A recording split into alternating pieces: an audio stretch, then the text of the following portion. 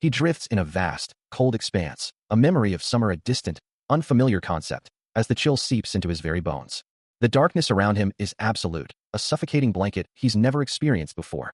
Then, a faint, ethereal glow pierces the gloom, revealing a figure whose presence immediately tells him she is not human. As the realization dawns, the crushing weight of the water intensifies, and he feels himself drowning, dying in the depths.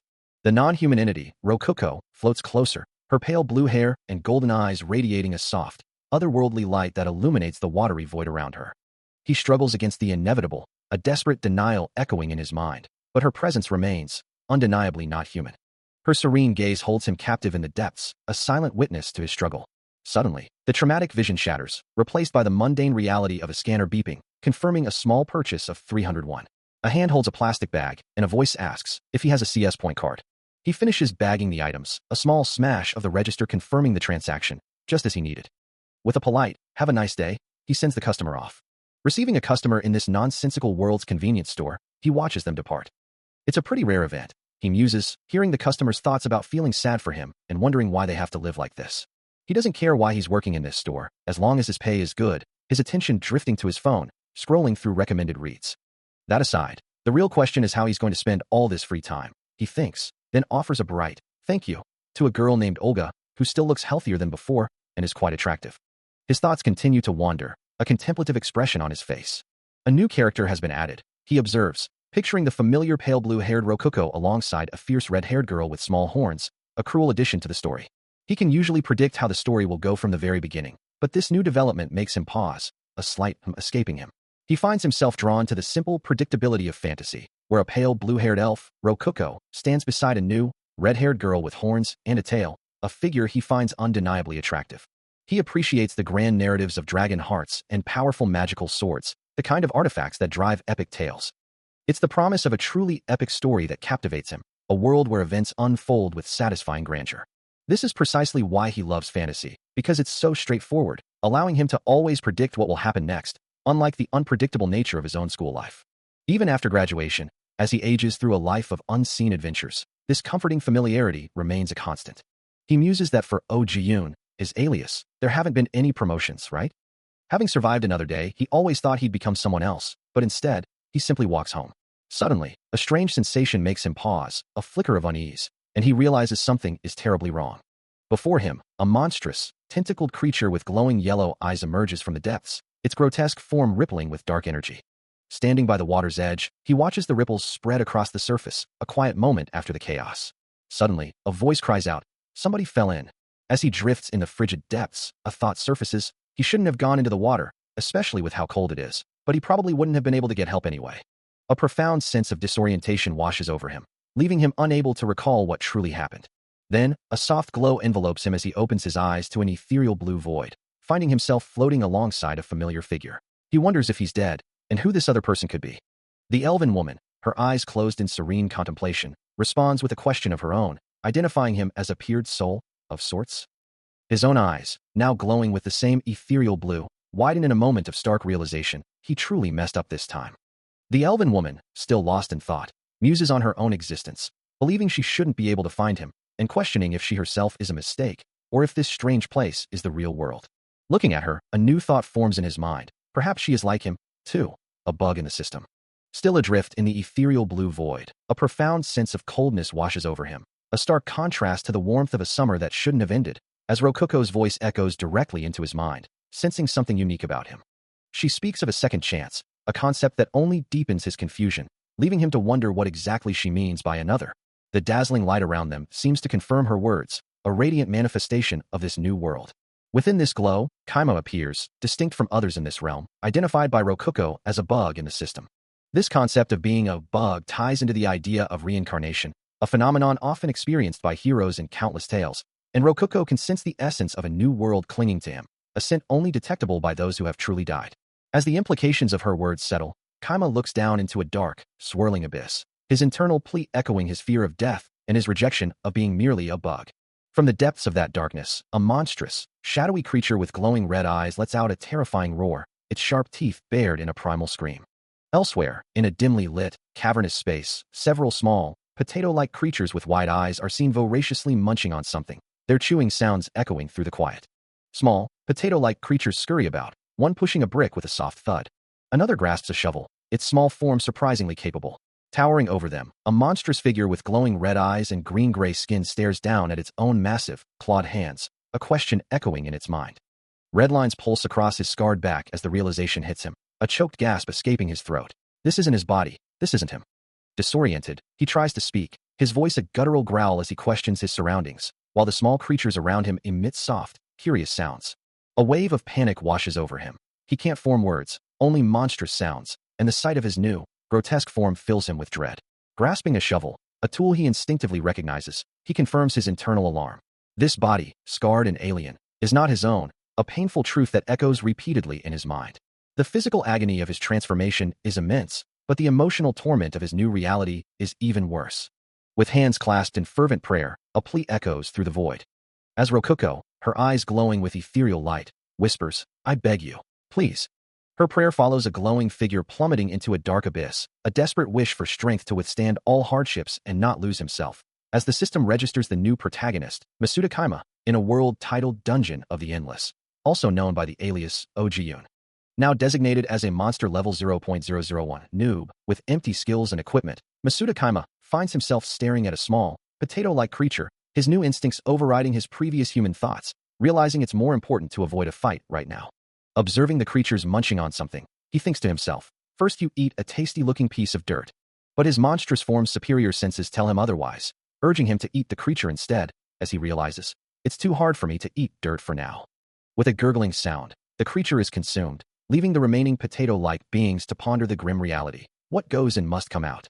As his monstrous form continues to manifest, Kaima's glowing blue eye reflects a chilling thought. Summer shouldn't have ended yet, but a profound cold now permeates his very being. He finds himself in a cavern of digital walls, a strange new reality where consuming other beings is the only path to strength, and the concept of good food has become a distant memory, leaving him to wonder if the brick eater has truly lost his mind.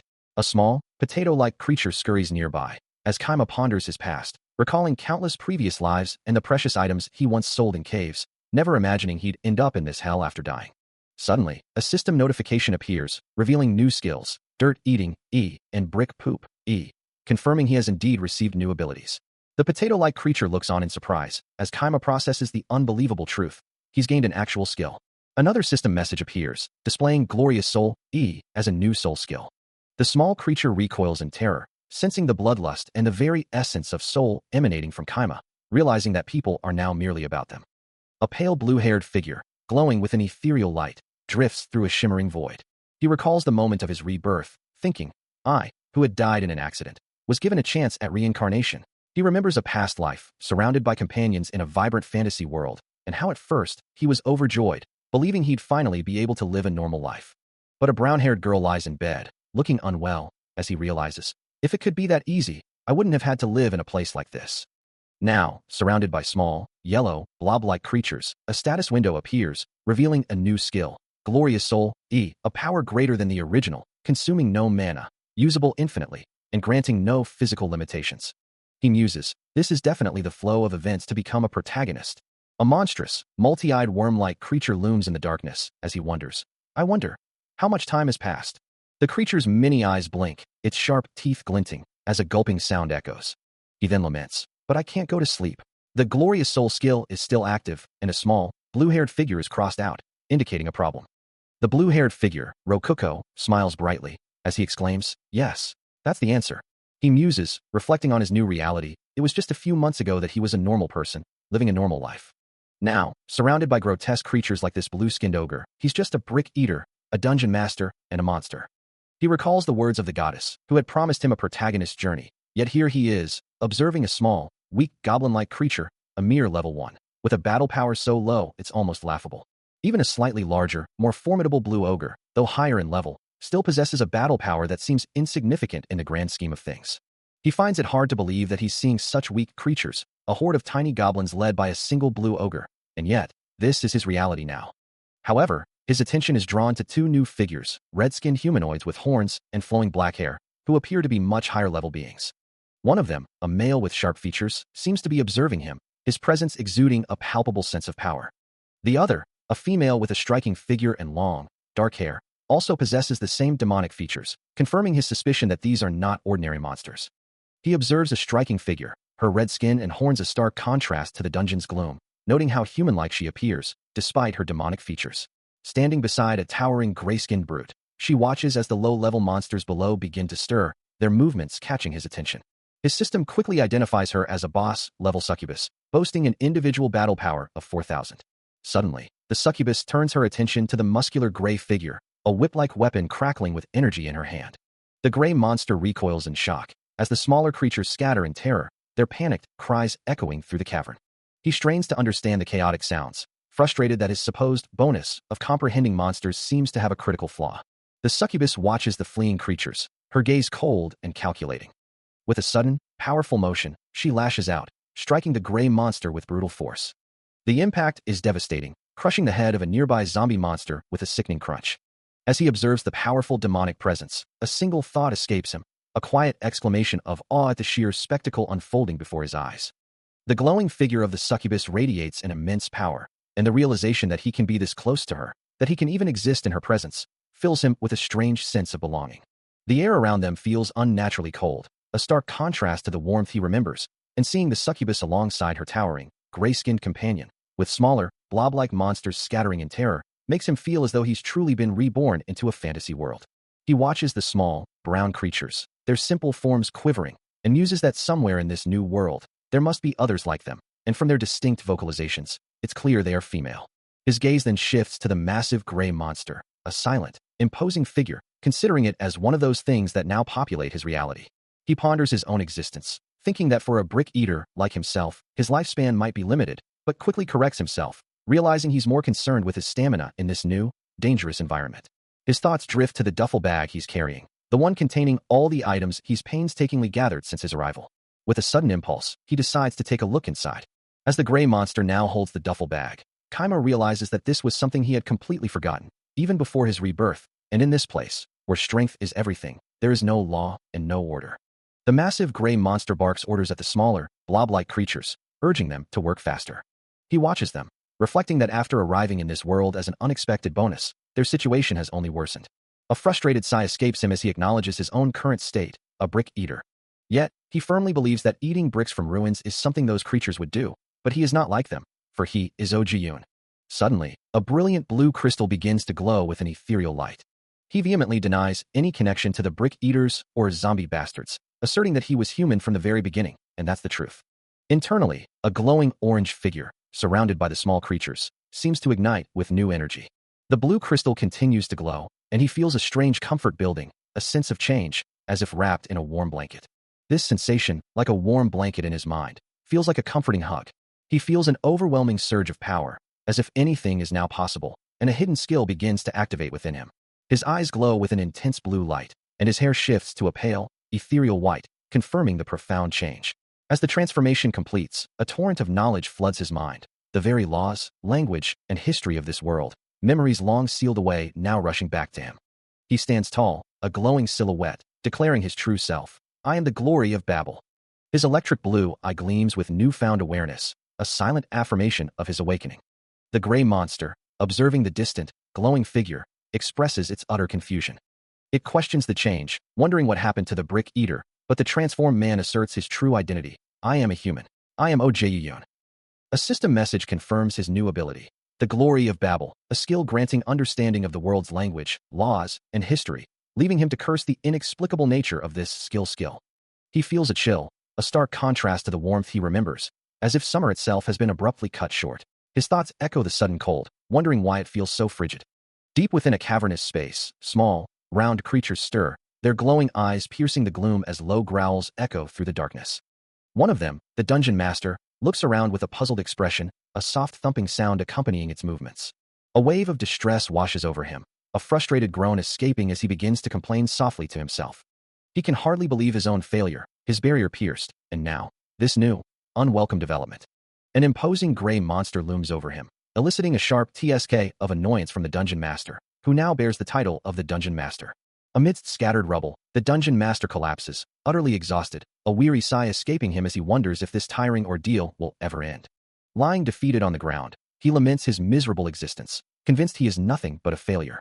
As a heavy foot lands nearby, the dungeon master feels his end slowly drawing close, a final, resigned thud echoing his despair.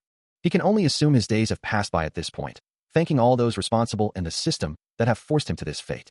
His dream, his reality, yet he hopes the end doesn't return. His brief fantasy life, he knows, will soon conclude, as a system window reveals his identity as Oh Ji-yoon, a soul-rank brick eater with negligible battle power, exiled from Narek.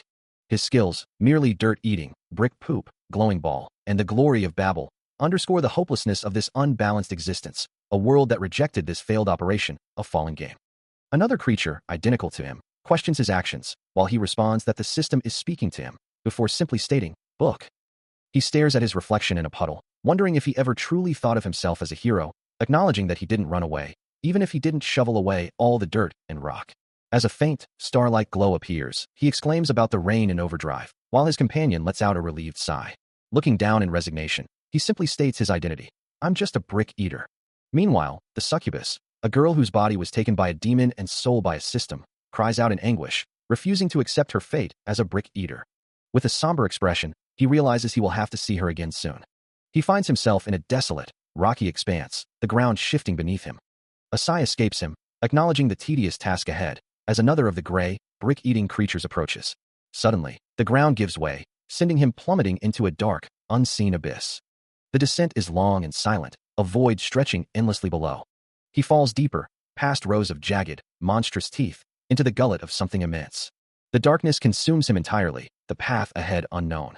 He lands in a vast, crystalline cavern, the air buzzing with an ethereal energy, where the other brick-eater waits, and a strange, glowing object rests on the ground.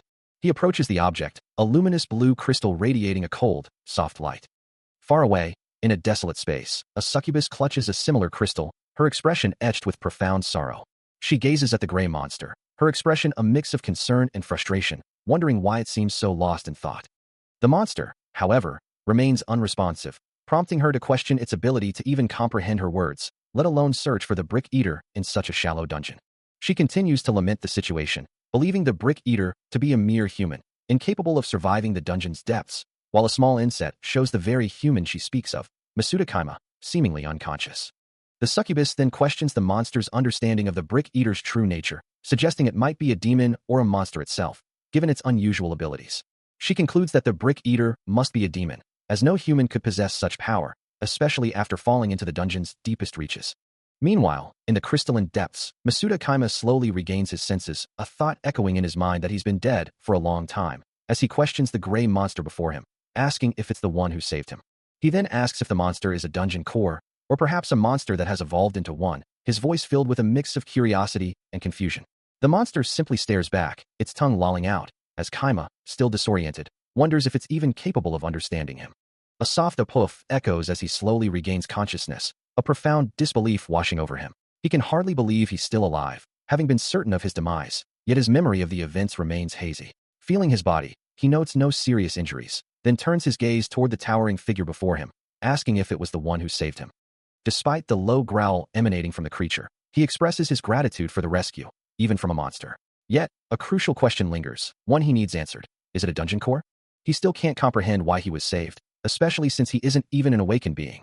A sudden realization dawns on him, a soft "oh" escaping his lips as he acknowledges the darkness in his memory, unable to recognize most of what he went through or even where he is now. Meanwhile, in a different location, the succubus, clad in revealing white lingerie, stands before a slender woman with long, flowing orange-red hair and matching red eyes, asking, why did you treat me like that? She continues, her voice laced with a demanding curiosity. That is a question I want you to answer for me. Why did you treat me differently? As the succubus observes her companion, a strange impulse arises within her, a feeling that something is telling her to strike the other woman in the head. Though she knows she won't act on it, the sensation is undeniably present. She ponders the nature of her own emotions, questioning the very feelings that stir within her. For her, monsters driven solely by their emotions are nothing more than beasts, and she finds it increasingly difficult not to succumb to her own impulses. As the succubus observes, a terrifying force known only as the devil unleashes a devastating attack, shattering the very ground and sending monstrous figures flying through the air. With blinding speed, the devil strikes down another creature, its power absolute and undeniable. The scene is one of utter chaos, a landscape where monsters are born, now ravaged by an even greater force.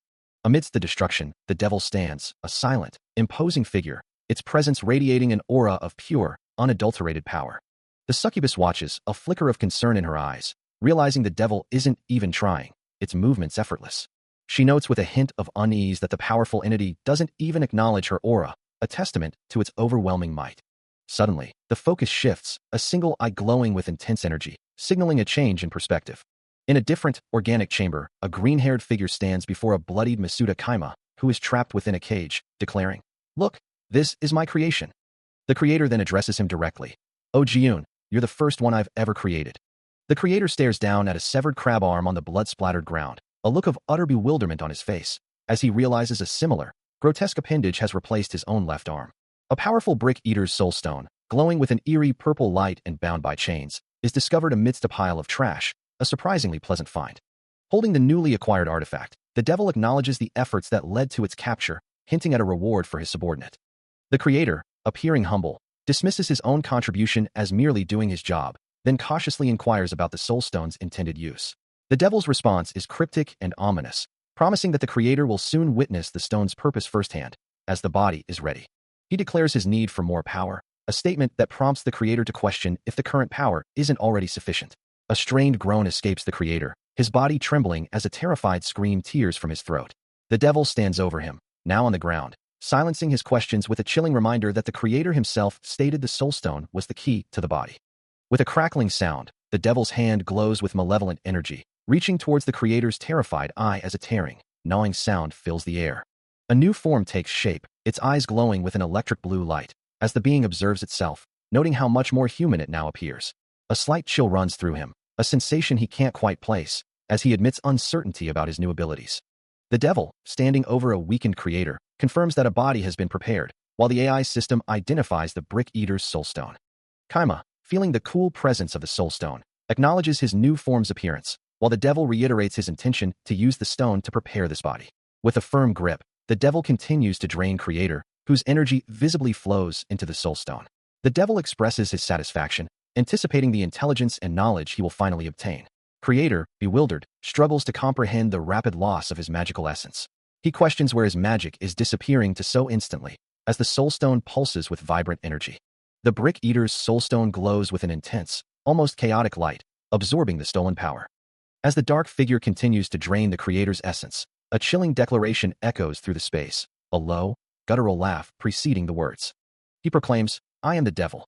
Kaima's eyes narrow, a cold realization dawning on him as he processes the words, wondering if this spell has been cast upon him as well. The way the devil looks at him, the same predatory gaze as the brick eater, confirms his suspicion. This entity is no human. Yet, the true nature of this being remains a mystery. He hears the devil's voice again, confirming his identity, and Kaima can only wonder at the sheer audacity, encountering a true devil for the first time, almost like a tutorial. He can't help but exclaim in disbelief. Suddenly, a system window appears, displaying information about the creatures around him. A zombie, with minimal battle power, and a zombie dog that, despite its name, appears strangely cute. He observes the actual forms of the creatures, the gray monster and the red-skinned succubus, still pondering the devil's true nature, his mind racing to understand the implications of these new entities. A sudden, intense pressure builds within him, his eyes glowing with an eerie yellow-orange light, and a guttural scream rips from his throat as red energy begins to erupt from his body. The surge of power continues, manifesting as sharp, crimson energy blades that tear through the air, a violent transformation unfolding within him. The devil's glowing red hand continues to grip Creator, relentlessly siphoning his energy, while Kaima watches the horrifying spectacle unfold. The immense pressure of the drain causes Creator's form to visibly distort, his body twisting under the devil's power. Suddenly, a monstrous roar echoes through the space as Kaima's own eyes ignite with a fierce red glow, a chaotic, crimson energy erupting violently from his body. His heart pounds with an unbearable rhythm, the surge of power intensifying and engulfing him in a volatile aura. While Kaima grapples with this internal explosion, the devil maintains his relentless grip, continuing to siphon Creator's life force. The devil's voice cuts through the chaos, declaring his true nature. "I am myself. I am the devil. I am the one who is fighting for the right to exist on the bad side. Even when I'm fighting for my life, I'm still the devil. And you can't even imagine how much I've lost. But being able to exist is a blessing. Because I'm the devil, I can't afford to be defeated. This is a work I can't afford to fail." Kaima's eyes now glow a vibrant yellow as he questions the source of this overwhelming power, wondering if it's the effect of the shackle and observing the emergence of a powerful, kung fu-like build within himself. Unfazed by the surrounding turmoil, the devil continues his relentless draining of Creator, while Kaima's power continues to surge with a resonant thrum. With chilling resolve, the devil declares his ultimate intention. The only thing I can do is to take everything from the creator. And if there's anyone who gets in my way, I'll kill them. Still reeling from his transformation, Kaima wonders about the strange new power coursing through him, while the devil, observing the surroundings, questions if this place is a historical relic or a magical illusion. Meanwhile, the gray monster's hands begin to glow with an ominous red energy, as a powerful crimson aura erupts, enveloping his entire form. The devil, unfazed, challenges the now glowing creature, offering him the first move, to which the monster confidently replies, "Do anything you like, and use your techniques." With his arms crossed, the gray monster stands ready, a smirk playing on his lips, clearly believing himself to be strong enough to face the devil. A hulking gray monster looms over Masuda Kaima, its yellow eyes narrowed in a sneer, as it questions if he truly believes he can defeat it. It continues to taunt him, claiming that even if he were to try 100 times, the outcome would remain the same, urging him to simply follow his master's command. But Kaima, unfazed, suggests they simply go with the flow for now, demonstrating a peculiar hand gesture. As the monster agrees, Kaima's right hand flares with a vibrant red glow, his attack already in motion. He moves with blinding speed, a crimson aura trailing behind him as he closes the distance. With his glowing hand poised to strike, he declares his choice, the crab ability. A powerful impact reverberates, as Kaima's attack connects squarely with the monster. The gray monster lies defeated, the ground cracked beneath it, as Kaima stands over it, musing that even a devil would be a little higher ranked than this. He launches a swift kick, his leg glowing with an ethereal white aura, as the monster attempts to block the incoming strike. The attack is a blur of motion, a rapid succession of blows that the creature struggles to parry, each impact sending tremors through its form. The monster roars in frustration, its face contorted in a desperate effort to withstand the relentless assault. Then, his hands come together, radiating an intense golden light, preparing for a decisive blow. The energy erupts in a blinding flash, striking the monster with devastating force. The creature is sent reeling backward, its body twisting from the sheer impact. It grunts, acknowledging the difficulty of the attack, realizing that even blocking it is a challenge. Kaima watches, a silent thought forming in his mind. This technique cannot be blocked, cannot be dodged, cannot even be seen. The monster, utterly bewildered, struggles against an unseen force, unable to comprehend an attack that isn't even physically there.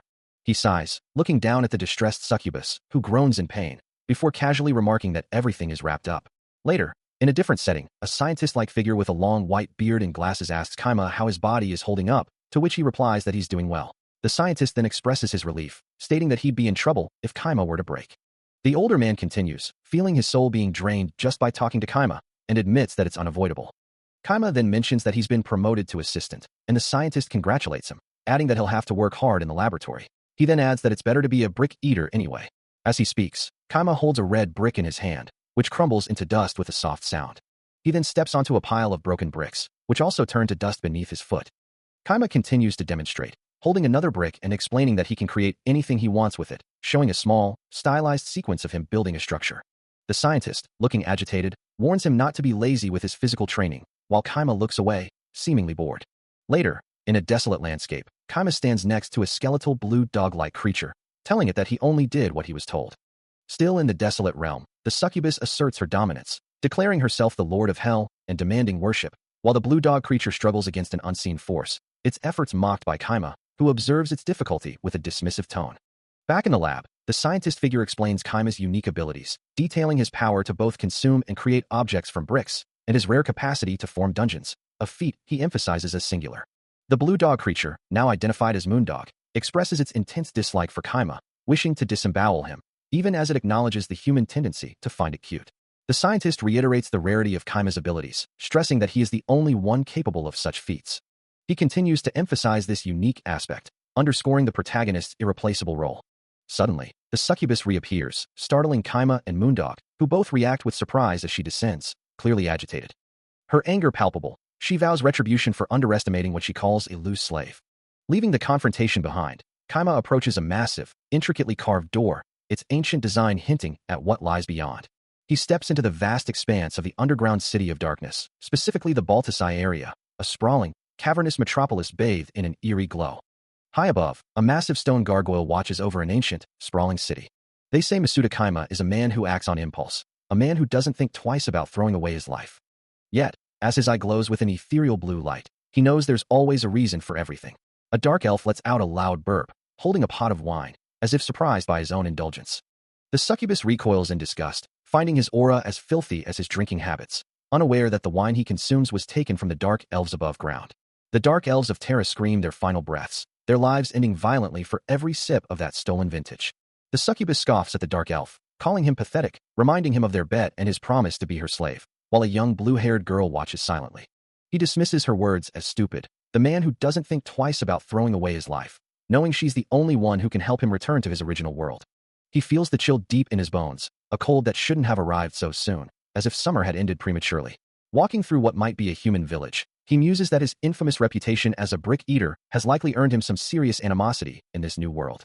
Suddenly, a voice catches him off guard, making him exclaim in surprise, before he apologetically tells the succubus that he simply cannot comply with whatever she's asking. Despite his reluctance, the trio, including the small blue-haired girl, ventures deeper into a dark, foreboding cave, its entrance yawning like a hungry maw. Inside, a grotesque, gray-skinned monster with glowing eyes emerges from the shadows, its voice a hesitant, guttural rumble. The creature lets out a pained groan, its body contorting as if struck by an unseen force. Both Masuda Kaima and the succubus look on, their expressions a mix of surprise and concern at the monster's sudden distress. He then addresses the creature, offering it a bizarre selection of new items quite popular with the undead, including a moisturizer to prevent its skin from drying and falling off, suggesting it's a new trend. A monstrous, scaly merchant with piercing yellow eyes declares its apothecary holds any medicine one could desire, adding that if they don't possess it, they will simply obtain it. Entering a dimly lit chamber, the succubus lets out a small gasp, while Kaima simply hums in acknowledgement of the lizard-like humanoid before them. She then remarks, with a hint of sarcasm, that she's glad she came along, a sentiment Kaima echoes as he observes various vials of liquid. Both continue their dry commentary, expressing their shared gladness at the unfolding situation. Kaima, his expression one of deep annoyance, laments being subjected to such unhumanity, finding the whole ordeal quite sad, before questioning a massive red claw that suddenly appears, wondering if its owners are barbaric things. As the trio ascends a grand, winding staircase, he speculates that their lizard-like companion likely seeks something specific for the village elder. His frustration mounts, feeling that he's being treated poorly. He continues to observe that the lizard-like figure possesses many items, prompting a surprised exclamation from the succubus.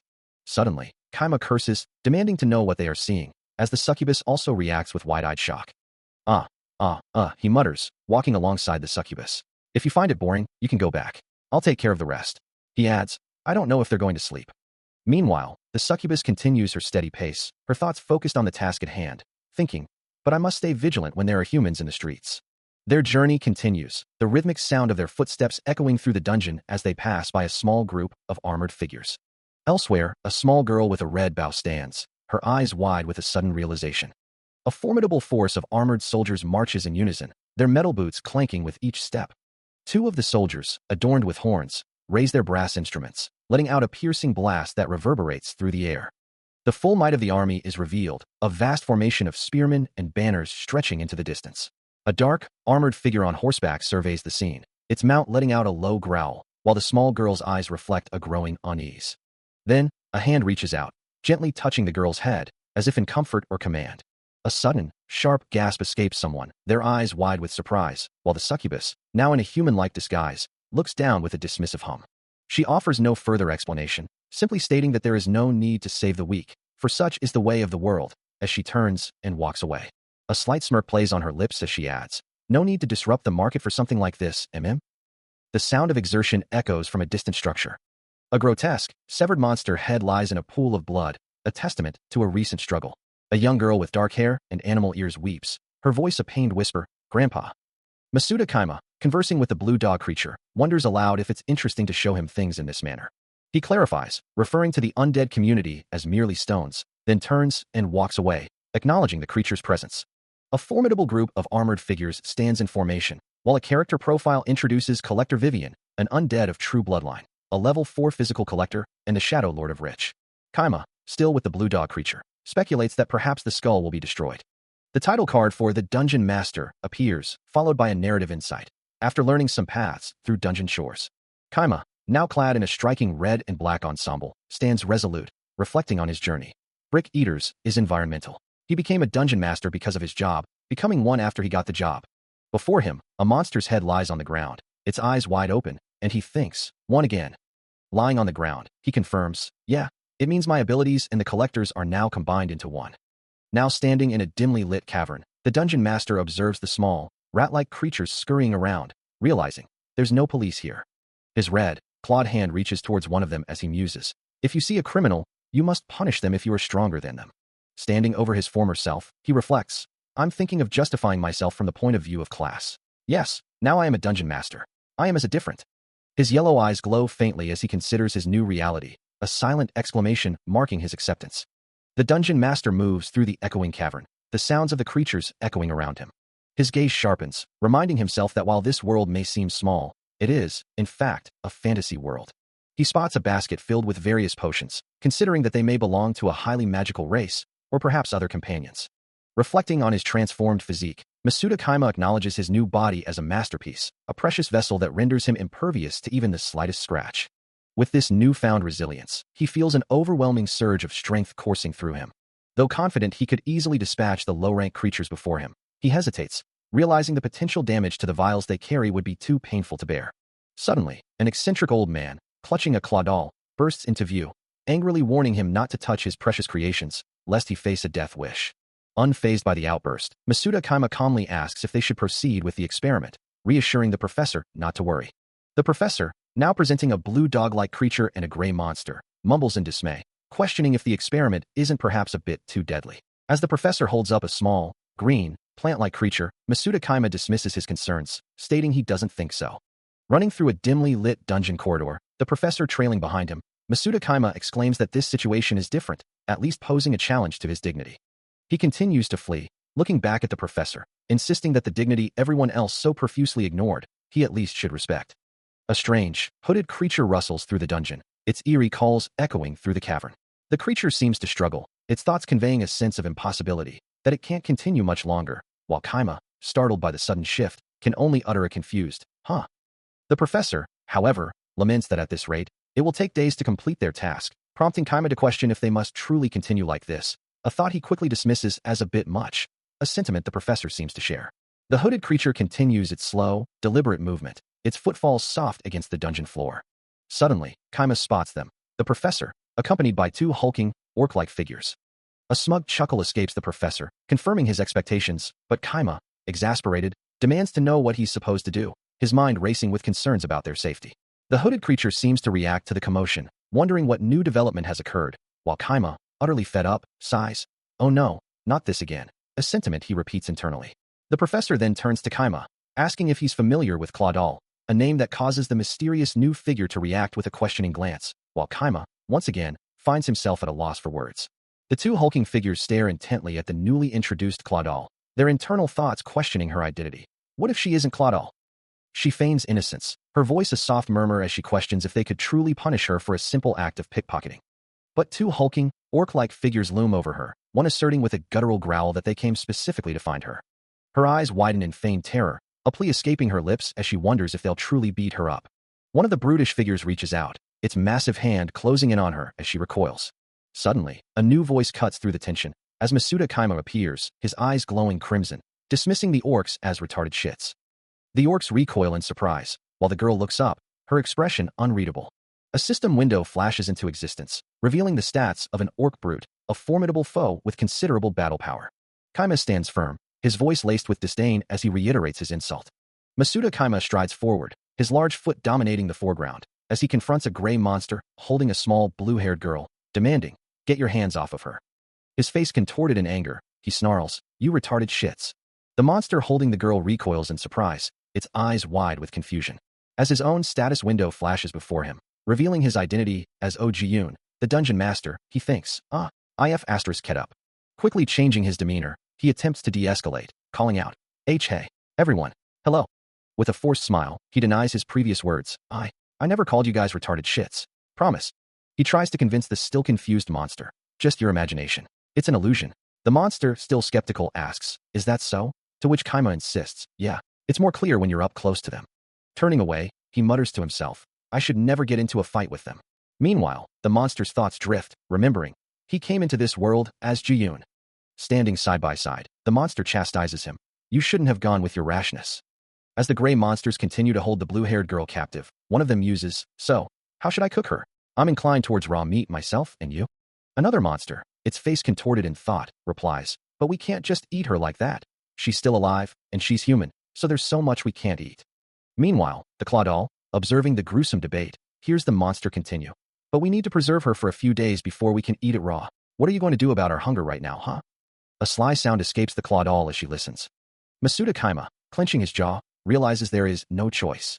He feels as though he is exacting justice on an opponent clearly stronger than himself.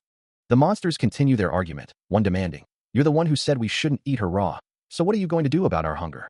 Another monster, with the succubus nearby, declares, "I'm not going to eat her raw, I'm going to eat her cooked." The blue dog creature and the claw doll listen as the monster reiterates, he's not going to eat her raw, he's going to eat her cooked." Then, a different voice interjects, "I never said I'd eat her." A grinding sound accompanies Masuda Kaima's clenched jaw, his frustration palpable. And so, the delusions of acting awesome, heroic, and cool continued to plague him. A dull thud echoes as the gray monster and the blue dog creature stand guard, while the succubus, claw doll, and dark elf male observe from a distance. Kneeling before the towering gray monster, who still clutches the blue-haired girl, Masuda Kaima insists he clearly said no, but the monster merely grumbles about wanting to try something out. He muses to himself that he's not much of a hero, while the blue dog creature beside him points out that he's not exactly a villain either.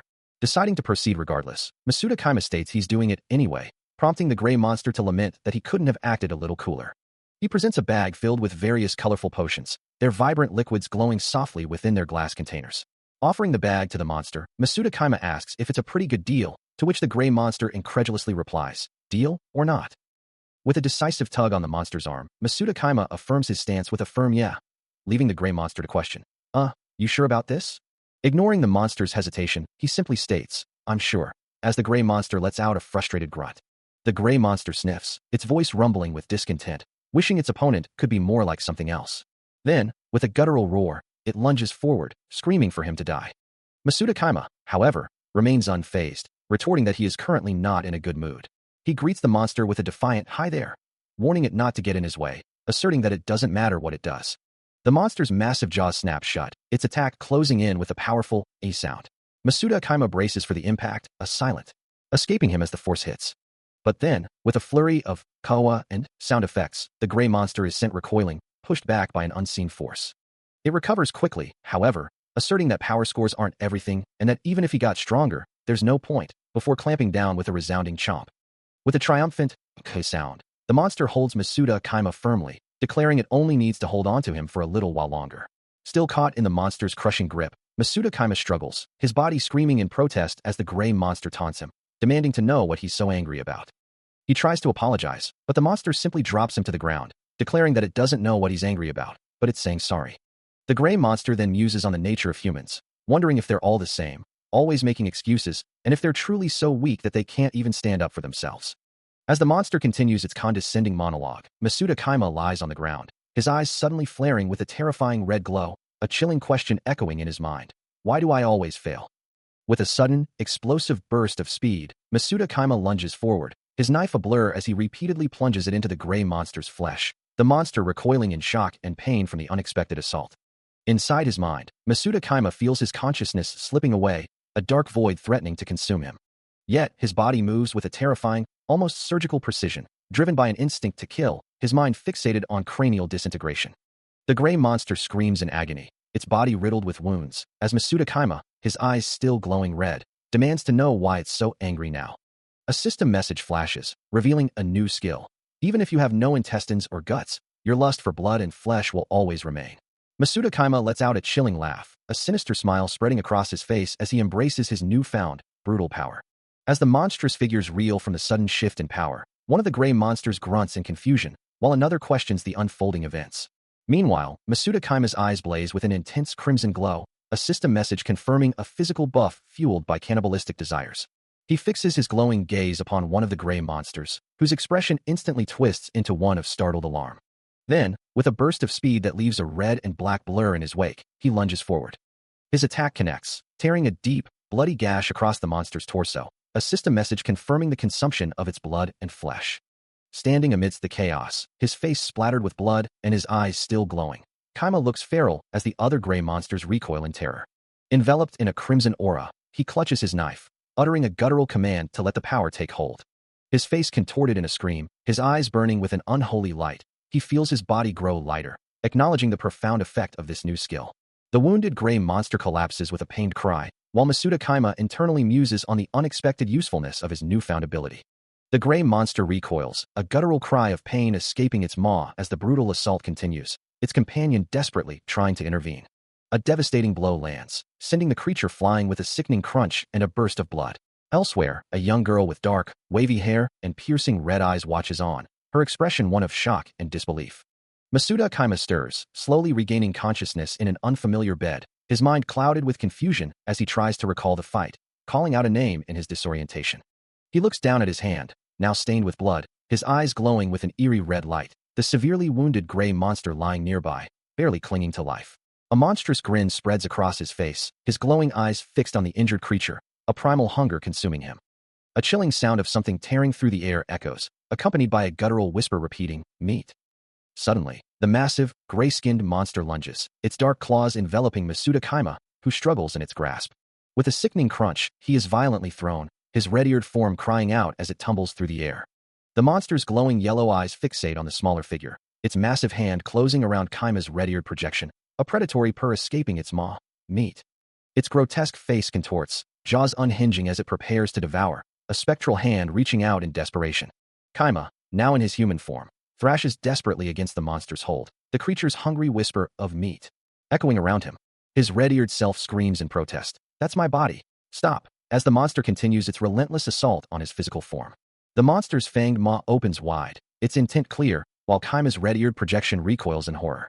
A wave of agony washes over Kaima, his face contorted in pain as he resigns himself to the inevitable, a chilling thought forming. It's over now.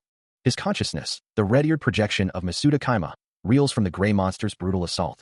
Its form shattering as the impact reverberates through his physical body, sending him crashing to the ground in a heap. From the shadows, a cloaked figure with glowing red eyes observes the scene, remarking that the test is already difficult enough. Another horned entity, ancient and wise with a long white beard, considers Kaima's plight, finding his very existence compelling. Now bare-chested and vulnerable, Kaima looks up at a white-haired horned figure, declaring that he will be fine if he stops looking like him. The white-haired figure, the one known as the Dungeon Master, extends a welcome to the otherworldly soul. A new path unfolds, leading through an ancient structure, down worn stone steps, and into an unknown chamber. Kaima examines his hand, a gasp escaping him as his red-eared projection, now seemingly whole, reappears before him. Kneeling in the center of a circular room, he hears the Dungeon Master's voice, confirming that the regeneration of his body is almost complete. Masuda Kaima, now fully regenerated, questions if his soul has truly returned, his gaze fixed on the small demon before him, whose combat stats he instinctively perceives. A system window reveals the demon's name, Malgoze, and her S-rank soul, yet her physical level and battle power are 0, prompting Kaima to wonder if this means she's 3 times stronger than the monster he previously fought. The small demon, Malgoze, looks up at him with a confused expression. Another system window identifies her as Claudal, a C-rank demon. Kaima is surprised by her rank, finding it weak, and then questions if that means he is weak too, as Claudal reacts with a startled cry. Malgoze, still confused, asks if he knows where she came from, while Kaima, still processing, refers to her as Demon Elder. A wide, almost manic grin spreads across Kaima's face as he declares that this is real, finally an enemy that will make him a true Dungeon Master. The imposing form of the Dungeon Master, with glowing red eyes, looks down, remarking on a pitiful, quivering soul. Malgoze then identifies Kaima as the Dungeon Master, which leaves him utterly bewildered. She explains that she only remembers her name and that she is his servant, prompting Kaima to question his own identity as the Dungeon Master. In his human form, Kaima expresses his desire to make a new world, while in his Dungeon Master form, he adds that he wants to give it a second chance, to which Malgoze affirms her loyalty. He stares ahead, a faint smile playing on his lips as he considers the implications of his new existence, musing that he must now discard his previous prowess. Meanwhile, the small demon, Claudal, looks up at him, her expression serious as she asks where they are going, a hint of concern in her voice. A hulking gray monster, standing beside him, offers a clarification, stating that he can't quite grasp the situation. Kaima, however, finds the creature's presence a bit unsettling, thinking to himself that his master is at least a bit weird. The monster continues, praising Kaima's grace and power, a low chuckle escaping its lips. Kaima's gaze sharpens, his eye reflecting a sudden realization, as he declares that it's not too late to change things. Claudal, sensing the shift in his aura, shrinks back, her voice trembling as she wonders if following him means she might be allowed to live, admitting that the demon's aura is truly terrifying. The gray monster, observing the scene, remarks on Claudal's loyalty, suggesting she was born to be a servant or a slave in this new world. Claudal, still clinging to Kaima, protests, claiming she's not a slave, but rather a loyal subordinate. Kaima, with a slight smirk, then states that if he weren't a dungeon master, her needle-like claws would actually hurt him. He considers the new kind of humans he's encountered, acknowledging that he doesn't think he can get along with them. Clawdoll, ever observant, chimes in, remarking that Kaima seems to be getting involved in something complicated. Masuda Kaima muses aloud, wondering if she's referring to the humans he saw earlier, then adds that it's nice to hear her thoughts, even if he knows he must seem strange in the eyes of others. The gray monster, however, interrupts the moment, his voice booming as he orders Kaima to return to his master, calling him a fool. Kaima's eyes narrow as he asserts his dominance, warning that if the monster doesn't obey, he'll kill him too, for he is the dungeon master, the true master of this dungeon, a fact the gray monster reluctantly acknowledges.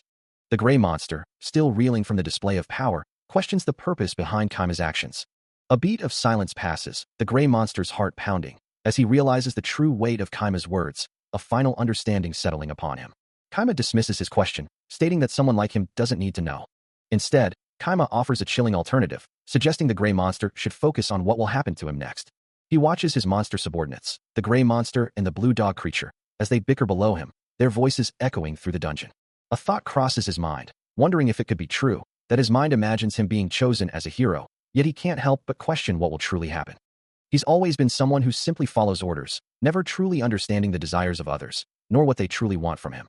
Yet, he acknowledges that the gray monster, though capable of withstanding insults, is brave, ignorant in some ways, but possessing a fundamental kindness and a sense of honor. He ponders what would happen if the creature were to choose between immense riches and a better life, his gaze fixed on the gray monster's weathered face. As the gray monster stands, Clawdoll approaches, her voice respectful as she addresses him, calling him my lord. A grand stone archway, flanked by ancient stairs and overgrown mushrooms, stands as a silent entrance.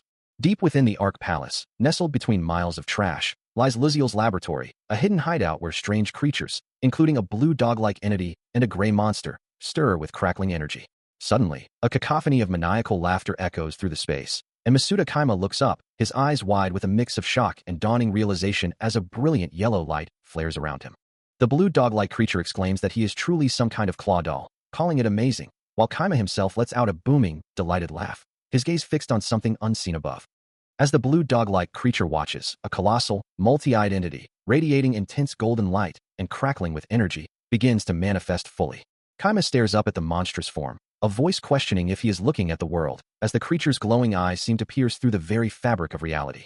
An older, bearded man, standing beside Kaima, declares that their glorious days are only a few feet away, urging someone to take it now, as he will finish his own work, both men gazing intently at the magnificent, terrifying spectacle. With a look of profound realization, Kaima asserts, I'm the dungeon master. His gaze unwavering, he proclaims, this is the world I've been looking for. A single thought echoes in his mind, fantasy. It was the first thing that came to mind.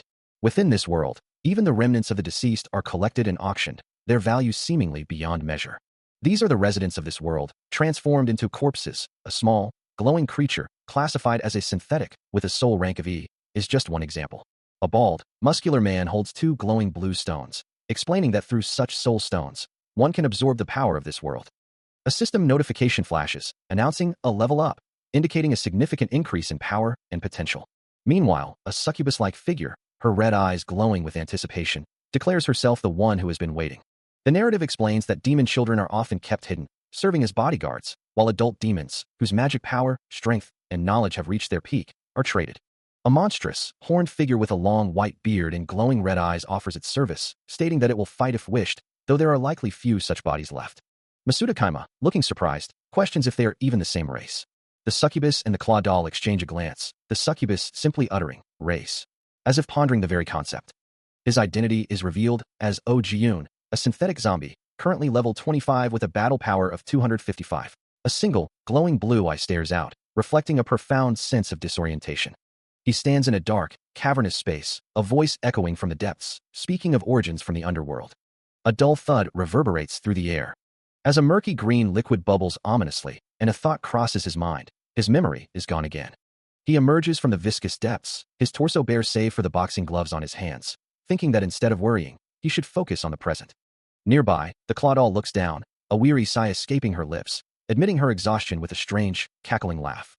The gray monster, wielding a massive weapon, calls out, addressing a figure named Mr. Luziel and questioning the strange sight before them.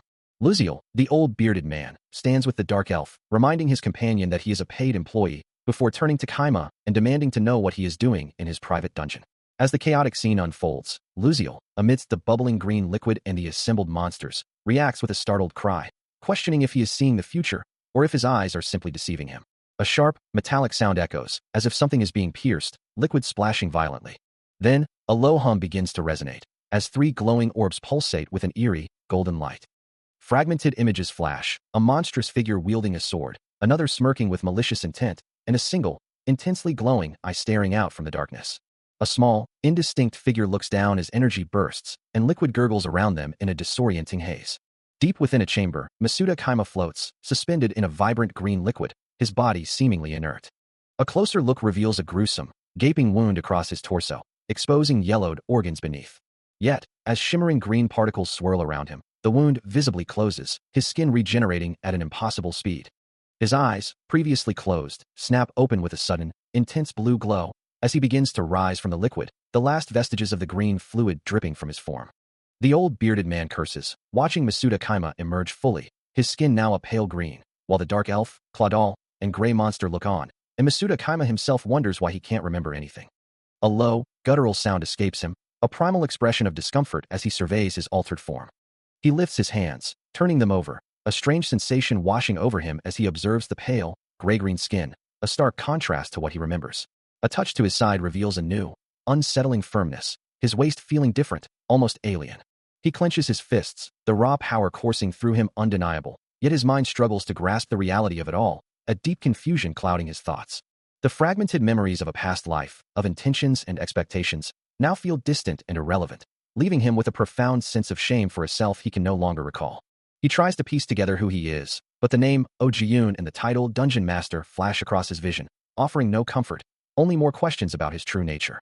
A sharp pain draws his attention to his left arm, where a massive, crimson claw has replaced his hand, a grotesque transformation that leaves him gasping.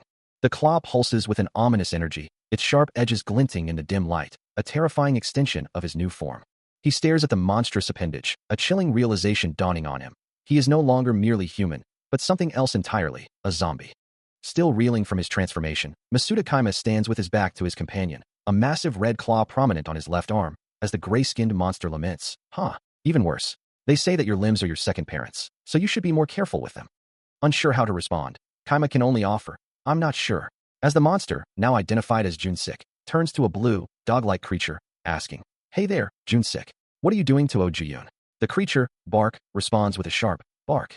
Junsik places a comforting hand on Kaima's shoulder, his voice filled with concern as he observes, You guys changed too. Bark echoes his sentiment with another, bark.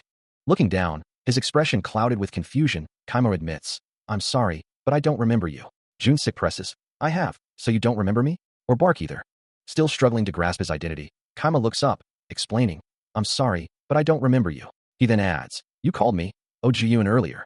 I'm not sure if I'm the person you're talking about. Junsik gently takes Kaima's hand, a somber question hanging in the air. You came from another world. Am I right? Bark looks on with concern, while Junsik calls him by his true name, Kaima. Kaima, still lost, murmurs, a place where I used to belong. Junsik then asks, Didn't you come from there? Turning his head away, his eyes distant, Kaima replies, If I'm the person you're talking about, then I guess I did. He adds with a hint of resignation, I've seen a new, deep end. His glowing red eye reflects a profound sense of displacement, as he concludes, from where I first originated. He feels a profound chill, a sensation that summer should not yet have ended, yet the cold permeates him. Towering rock formations pierce the sky, marking a desolate, alien landscape. From a high vantage point, a lone figure surveys the vast expanse, a world distinctly different from his own. The dark elf warrior moves with practiced grace, his scythe arcing through the air, while Masuda Kaima, in a monstrous green-skinned form, recoils from an unseen blow. A scoff escapes him, the green-skinned Masuda Kaima, as he hears himself called a brick eater, a monster, yet he retorts, I'm a human. You're the one who's a monster. He stares at his own transformed hands, questioning his identity, wondering what he truly is, as the other voice insists he is nothing but a monster. Amidst the stark title card for the Dungeon Master, a realization dawns on him. Now, even I can finally understand. His green-skinned hand carefully holds a small, glowing oval, a soul, the very core of a fallen monster. Countless such souls litter the ground, described as deposits of sinners' souls, destined for eternal pain and labor. Back in his human form, Masuda Kaima clutches his head, overwhelmed by the desperate need to return to his own world, to escape this dungeon. As the dark elf questions his identity, Kaima, in his monstrous form, asserts that he is not the brick eater they speak of, even as he grapples with the unsettling truth that he might be.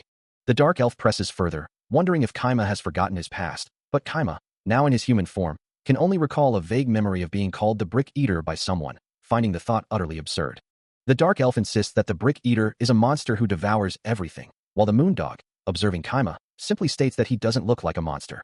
Kaima dismisses the idea as nonsense, unable to comprehend how he could be such a creature, but the dark elf reveals that the Brick Eater is a being who consumes the dungeon itself, growing stronger with each bite. The dark elf continues, explaining that the Brick Eater is a monster that has existed for an eternity, a terrifying entity that has consumed countless dungeons throughout time. Kaima, in his monstrous form, ponders the implications, wondering if he truly is this Brick Eater, and if his actions are merely a continuation of its ancient hunger.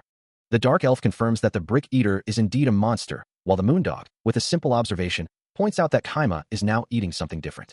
The narration explains that the Brick Eater consumes the dungeon's walls, and with each wall that falls, the dungeon itself becomes weaker, eventually collapsing entirely. Kaima, in his human form, reflects on the implications of being the Brick Eater, realizing the immense power and responsibility that comes with it, as the Moondog innocently asks if he's going to eat the dungeon. Then you shouldn't have given up so easily. A deep, guttural voice rumbles from the massive creature, prompting the dark elf to simply acknowledge, okay. Kaima summarizes the situation, reflecting that the dark elf hadn't truly given up, and muses on how adults often misunderstand the true pain of the young. The Moondog barks, seemingly agreeing with the dark elf's earlier statement, who then continues, admitting he perhaps didn't deserve the title of Brick Eater, having merely consumed the dungeon and repeated the cycle within the first day. A low groan escapes the massive gray monster, while the dark elf observes Kaima, noting his ability to lash out like that is near perfection.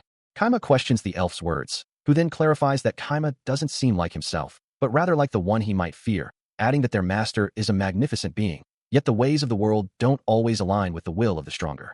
The dark elf, standing resolute before the towering monster, declares that they must therefore be real men to save face. Kaima, deep in thought, considers how this place openly mocks Lizuffle, wondering if the soul shard had failed to affect him. With a decisive snip, the dark elf cuts his own spiky hair, a silent act of commitment. The Moondog looks on, utterly bewildered by the sudden change. He couldn't have died, not like that, not when they had been so relaxed, so complacent. Meanwhile, the gray monster asks his master what is wrong, as the dark elf mutters about Lizuffle, claiming this place is mocking it.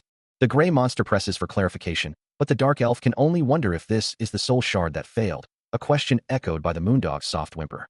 Kaima's thoughts return to a specific memory, a stark image of her at the junkyard. Suddenly, the dungeon around them shifts, and the stone golems begin to stir, their forms coalescing from the very ground. A low hum fills the air, growing louder as Kaima's eyes begin to glow with an intense yellow light, reflecting the sudden surge of energy. He and the dark elf watch as a massive, tree-like structure in the distance begins to pulse with a vibrant, golden light, its glow intensifying with each beat. Even the Moondog lets out a confused sound, as the radiant energy from the structure washes over the dungeon. With wide, glowing eyes, Kaima can only stare in disbelief, questioning what exactly has unfolded before him. He watches as the zombie's body rapidly decays, its flesh falling away. Yet, within the rotting remains, a vibrant, glowing orb remains perfectly preserved. This soul shard, against all expectations, is still intact, a voice confirming that everything is proceeding according to plan. The dungeon master, however, questions the anomaly, wondering how a supposedly failed soul shard could possibly remain whole. Standing beside the dark elf, he voices his confusion, while the elf echoes his disbelief at the shard's unexpected resilience. Below them, a monstrous laugh echoes through the dungeon. He continues to scrutinize the scene, his expression unreadable. He acknowledges the unexpected turn of events, admitting that he cannot deny this development. The glowing orb persists, a silent testament to its power, and a voice notes that the monster's reaction isn't out of pity for them. The gray monster, its demonic face contorted in a furious grin, feels a profound sense of mockery directed at the very domain of devils. A voice declares that they will all become meat hunks like someone else, leaving the succubus to ponder the implications, her expression shifting to one of profound surprise. Even though the raw materials are violent, they must be carefully managed and disposed of. The process of dealing with these discarded materials is often quite messy. A soft sigh escapes the succubus as she watches the chaotic scene unfold. A massive gray monster lets out a guttural roar, its mouth agape. Beside it, a blue-skinned creature with a green hat urges it on, shouting for it to continue its work. Masuda Kaima lies on the ground, surrounded by faint blue particles, wondering if this is the aftermath of their efforts. Standing up, he considers the situation, while the succubus muses about the ignorance of others. Kaima watches the blue creature continue its task, a pile of red material growing larger, and admits that while he's not sure he can get used to this, he will try. A monstrous gray beast slams its massive paw down, crushing a smaller, plant-like creature with a sickening smash, eliciting a pained yelp. Observing the brutal efficiency of the gray monster and the blue dog creature as they process the raw materials, Masuda Kaima remarks on the sheer volume of monster remains, while the succubus notes the impossibility of such a task without their specialized help. He then turns to her, asking if she believes he's truly capable of this work. As elsewhere, an old bearded man with a stern expression declares that he will always follow his master's orders. The dark elf, standing with the blue-haired girl, the old man, and a dark-skinned girl, wonders aloud how anyone could possibly endure such a thing, while the dark-skinned girl, Malgoze, simply states that it is her destiny to help. Masuda Kaima then finds himself before a towering, horned demon, who praises his glorious endeavors and warns him that if he wishes to be worshipped by them, he should not excessively meddle in such trivial matters. The demon's words leave Masuda Kaima with a conflicted expression, a silent struggle playing across his face. Later, Masuda Kaima calls out to Luzfel, the old bearded man, who stands with the succubus, and then he instructs Malgoze, the claw doll, to prepare to leave for the next dungeon. The dark elf, conversing with Luzfel, questions how he could have become a subordinate of the devil, to which Luzfel simply replies that he knows how easily one can become trapped without realizing it. Masuda Kaima, reflecting on the situation, acknowledges that he knows how easily one can change their mind, and wonders if anyone can truly stand still in the face of such pressures. He stands before a gray-skinned monster, who insists he lacks the wit to be confined, believing he is not like the others. The monster then asks how it can prove its worth, to which Masuda Kaima replies that he must simply follow his instructions. He silences the monster, reminding it that the old brother will not be present for the next important task, and that it must instead focus on processing the monster remains. A soft thud echoes as the monster reluctantly agrees, its expression betraying a hint of disappointment.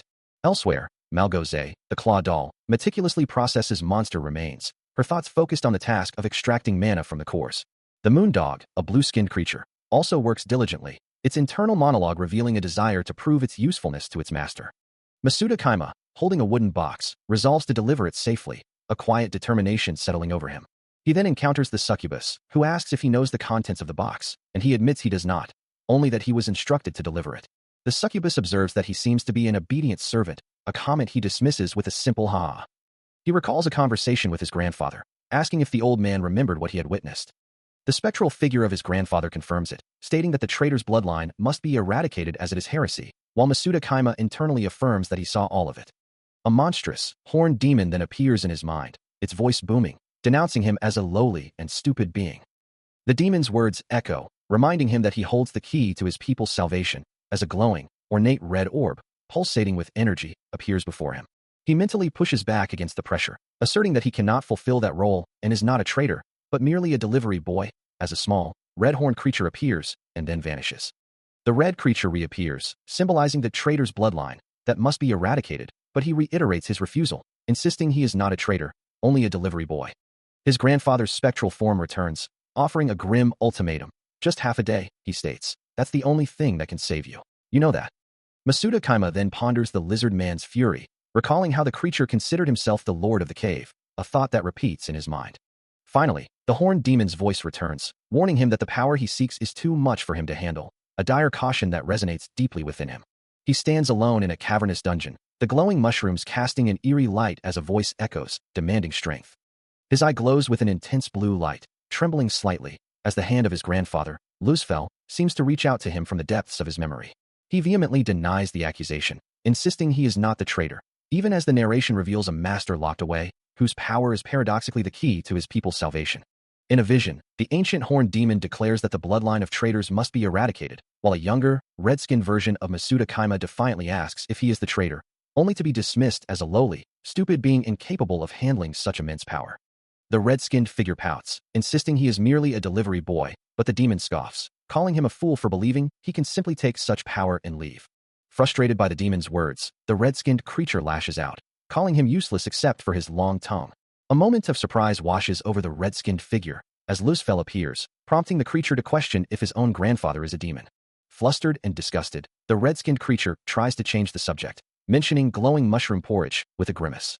Luzfel, holding the glowing orb, insists that Masuda Kaima, despite his traitor's blood, is the key to his people's salvation and cannot refuse, leaving Masuda Kaima to conclude that his grandfather is a liar. A crimson eye, sharp and upturned, flickers open, its gaze filled with a sudden, piercing discomfort, as a long-haired figure lets out a soft groan. The sensation intensifies, causing her long, white hair to ripple and sway as if caught in an unseen current, a soft rustling sound accompanying the strange phenomenon. Then, As the discomfort subsides, a flicker of curiosity crosses her features, her red eyes widening slightly as she murmurs a questioning sound. Meanwhile, a monstrous, horned face contorts in a pained grimace, the massive, winged silhouette of the demon letting out a deep, guttural groan. The horned demon, a dark silhouette against the colossal, segmented body of a gray monster, reflects on his journey, having trained himself through sheer persistence. He recalls the rigorous discipline he imposed upon himself, controlling his emotions and behavior, ultimately changing his very being. His sharp, red eyes gleam as he remembers shedding the falsehoods that once bound him. A guttural sound echoes as his hand extends towards the colossal gray monster. He declares his intention to return to his origins, marking the beginning of a new chapter for the Dungeon Master. An experiment, fusing his soul to a new body, has been a success, leaving him uncertain if this rebirth is a blessing or a curse, yet undeniably alive. Elsewhere, the Clawdoll awakens with a jolt, her mind reeling as she finds herself unable to move her own body. The horned demon stands over her prone form, observing her struggle with an inscrutable expression. As the Clawdoll lets out a pained scream, the horned demon contemplates how much of his original self still remains within his new form. The horned demon, now inhabiting a new form, dismisses a small creature as a worthless piece of trash, reflecting on a past regret and the need to exterminate such beasts. A dull thud echoes as he continues his internal monologue, acknowledging the unexpected benefits of his new, zombie-like state. His gaze then falls upon the bound Clawdoll, whose glowing red eyes betray the madness she endures, a torment so profound it would drive anyone else insane. He admits to his own flaws, recognizing that even his inner thoughts are now plagued by strange, unsettling hallucinations. Without hesitation, he moves to dispose of the Clawdoll, grabbing her head as she cries out in a desperate, futile protest. The process is complete, and he holds a small, glowing orb, the essence of the Clawdoll, now utterly disposed of. The succubus observes the scene, her expression one of mild annoyance, finding the entire situation utterly stupid. She coldly declares that a servant who forgets their place must be quickly eliminated. But before she can act, she is startled to see the horned demon, now weakened, lying on the ground next to the Clawdoll's seemingly lifeless body. Masuda Kaima stares down at the small, white-haired figure before him, who cries out in distress as she seems to grow in size, her voice echoing with a desperate plea. Her wails continue, a raw sound of anguish that draws a sharp, almost pained gasp from him, all while the blue-skinned succubus watches silently from the periphery. He dismisses her suffering with a cold, detached thought, labeling her as utterly useless, a sentiment echoed by the observing succubus. Reflecting on his initial hope to learn something new, he concludes that she is merely a useless doll, yet her continued movement puzzles him. He decides to keep her as a toy until he tires of her. A wry chuckle escapes him, as he realizes that perhaps due to trauma, he can no longer feel any pain. He reiterates her uselessness, a stark declaration that makes him wonder if he is slowly losing his mind.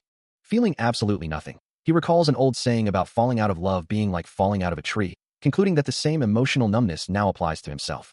He acknowledges his transformation, accepting that he has become a monster, free from fear, yet a subtle, but lingers in his thoughts. Suddenly, a mundane thought breaks through his dark reflections, a childlike desire to simply go home, making him question his sanity once more.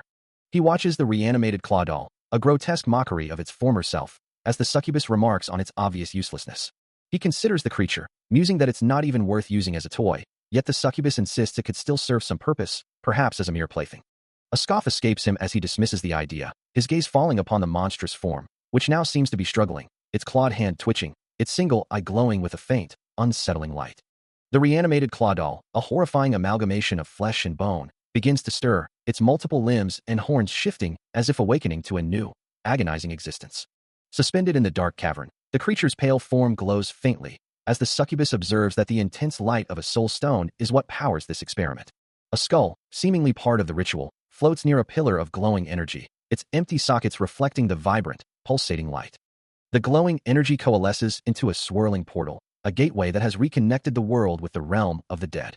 Kaima watches, a faint smile playing on his lips, as the succubus expresses surprise at the creature's sudden scream, but he remains unfazed, noting that he has never felt any physical pain himself. Meanwhile, in another location, an old bearded man with sharp eyes struggles against an unseen force, his face contorted in defiance as he dismisses the resistance as futile. Still struggling against an unseen force, the old man's plight is momentarily overshadowed as the reanimated Clawdoll, now a grotesque, gray-skinned monster with glowing red eyes, fully reveals its terrifying form, a chilling experiment that Masuda Kaima views with detached curiosity. He considers the creature, now a horrifying fusion of flesh and magic, nothing more than a toy for his grand design. Masuda Kaima gazes down at the transformed entity, a faint sound escaping him as he acknowledges its beautiful body. His dark eyes fixated on the monstrous form, He reflects on the decades he has waited for this very moment. A hand, steady and precise, prepares a syringe filled with a glowing, purple liquid. Kaima's expression remains unreadable, his gaze sharp with anticipation. Nearby, the succubus watches with wide, red eyes, a flicker of concern crossing her features. Meanwhile, a powerful, dark-skinned man with a chilling grin emerges, his voice echoing with ancient patience, declaring that he has waited for numerous decades. As this new power stirs, the transformed Claudel, now a whirlwind of gray limbs and glowing red eyes, savagely attacks the old, bearded man, who desperately tries to defend himself against the onslaught. A disembodied voice echoes, simply stating, "Leave peacefully."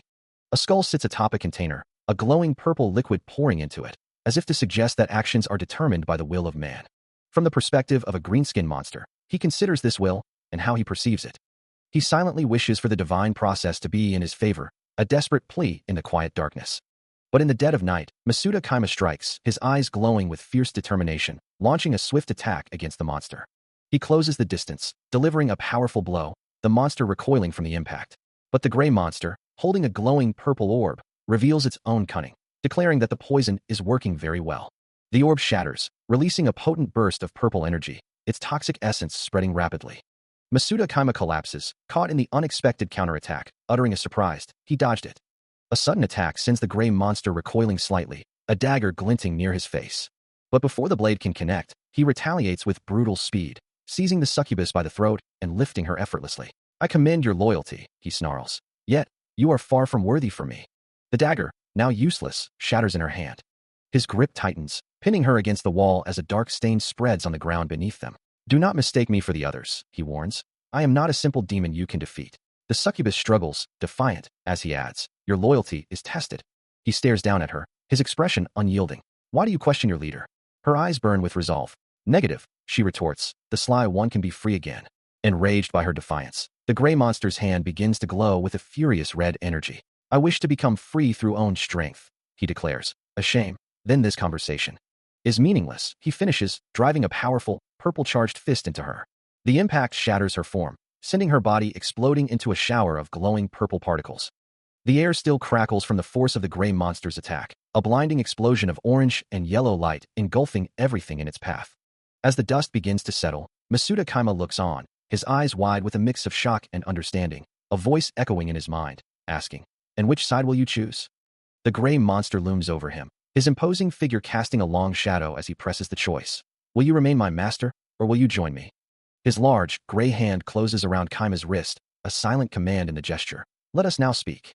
Looking directly at him, the gray monster continues, his voice firm. "You and I are comrades of the same struggle." With the blue dog creature standing silently beside him, the gray monster gestures to their shared predicament, the confinement of a foreign land, the pain of slavery. Kaima, now looking up with a knowing gaze, acknowledges their shared plight, understanding that they are all bound by similar circumstances, including his own controlled entities like the ITS zombie and himself, OHG Yoon, both enhanced synthetic zombies with combined battle powers, declaring, "We all know of those things. We are all trapped in the same place, and we are family." Standing with the blue dog creature and the claw doll, the gray monster accepts the sentiment, but reasserts his position. "Then, I am your family, and I am your master." A chilling thought echoes, that summer shouldn't have ended yet, but despite the season, a profound coldness settles in. Meanwhile, the gray monster's voice rumbles, declaring there's one thing he's curious about, then inviting his comrade to speak freely. He reveals his interest lies in the one who ran away from the dungeon, prompting Masuda Kaima to question if he means him, and how he knew.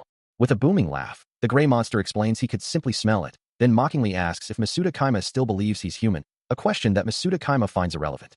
The gray monster's voice shifts, recalling his own past, the confinement in a foreign land, and the pain of slavery he endured. He emphasizes that there is only one reason for his actions. His eyes glow with a fierce intensity as he recounts the moment he became a slave, trapped in that foreign land, and how he has wished for this very moment ever since. A memory flashes, showing Masuda Kaima observing the succubus, her form illuminated by the harsh light of their confinement. The gray monster's voice cuts through the memory, a single word of contempt for the succubus. "Weakling." A powerful, gray fist lunges forward.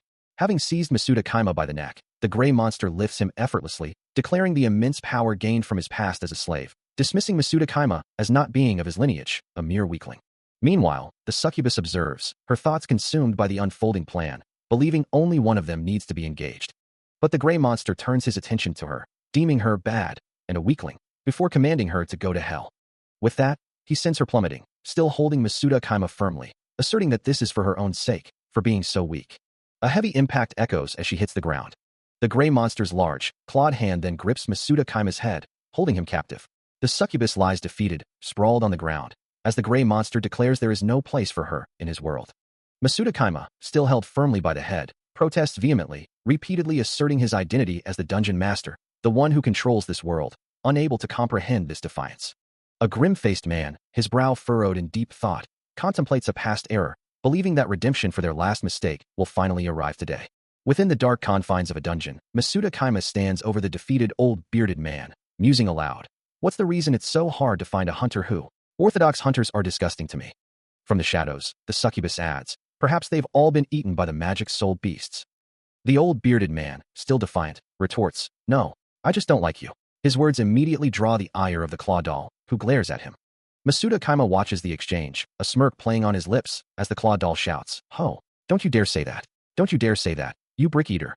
The old bearded man, looking directly at Kaima, tries to clarify, don't misunderstand. But it's too late. The claw doll launches herself forward, delivering a powerful, mid-air kick directly to his chest, sending him skidding across the dungeon floor as Masuda Kaima exclaims, you just said partner. The succubus, unfazed, questions the claw doll. So you're saying, both of you are claimed? The claw doll simply replies, let's talk about this. The gray monster taunts the old man, questioning how he can speak so well after losing his tongue, while the claw doll watches silently.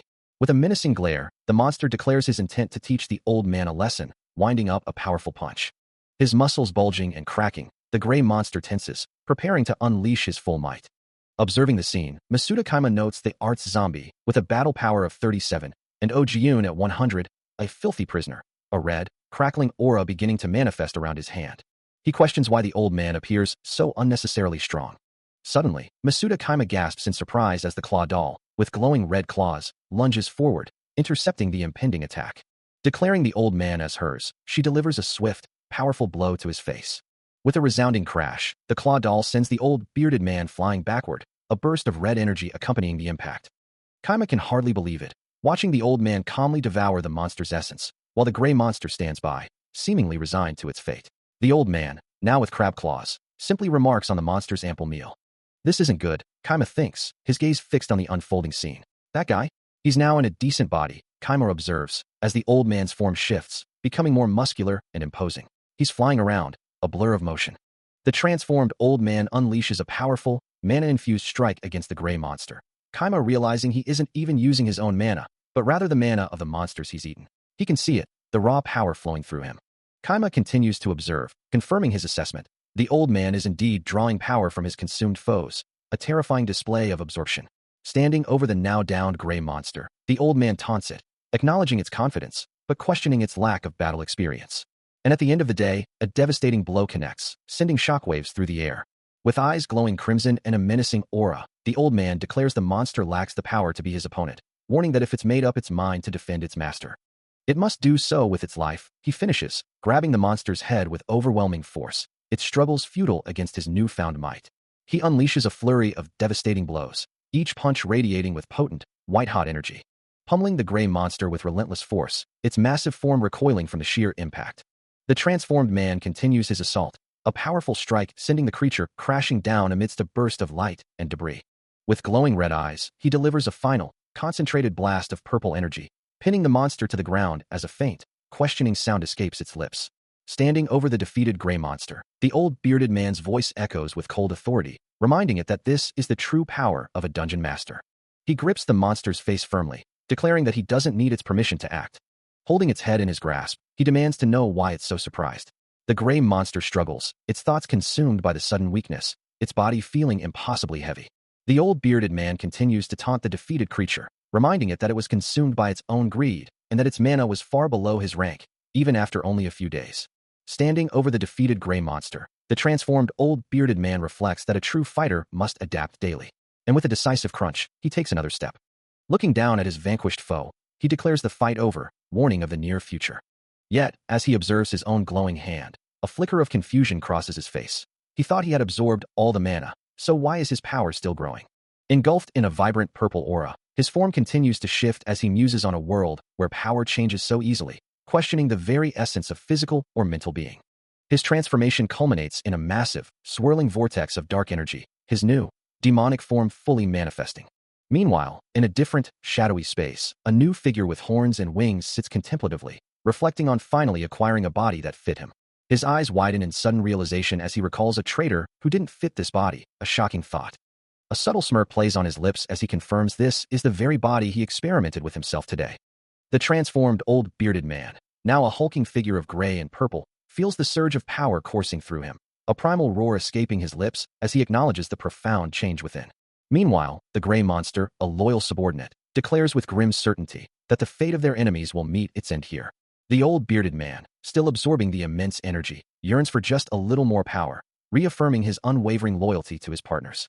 He envisions a future where, after fully integrating this new form, he will assist in acquiring a body that will aid in their grand conquest. In this world, a weak person will surely perish, Masuda Kaima declares, his eyes glowing with electric blue power as purple energy crackles around him, dominating a smaller, gray creature. Meanwhile, the succubus, surrounded by crackling purple lightning, asserts that one will be given a body that reflects their true worth. A smirk plays on Clawdoll's lips, her red eyes sharp as she mutters a warning to an unseen crab arm to wait a little longer. Luzfel, in his transformed, winged state, floats menacingly above a defeated foe, declaring his self-sufficiency, needing no friends. His gaze intense, he vows that once he obtains his true body, he will appear in a form worthy of his status. A monstrous, multi-limbed creature lies defeated in a pool of blood, its demise met with the cold judgment that as a lord, it was truly nothing. Two dark, glowing red orbs float in a void of crimson, a voice remarking that its end was befitting. Finally, a gray monster, its yellow eyes burning with fury, vows to make a filthy human pay, delivering a powerful punch with a resounding impact. A single, glowing blue eye opens in the darkness, reflecting on a past that feels distant, as if summer shouldn't have ended yet the present feels so cold. A purple crystal pulses with raw energy, as a voice echoes, claiming to have ended a life, repeating the chilling declaration. Luzfel, now with dark skin and a powerful physique, floats in the ethereal space, acknowledging that he learned many things from his past actions. Meanwhile, the succubus confronts Masuda Kaima, insisting that she was not the one responsible for Luzfel's demise.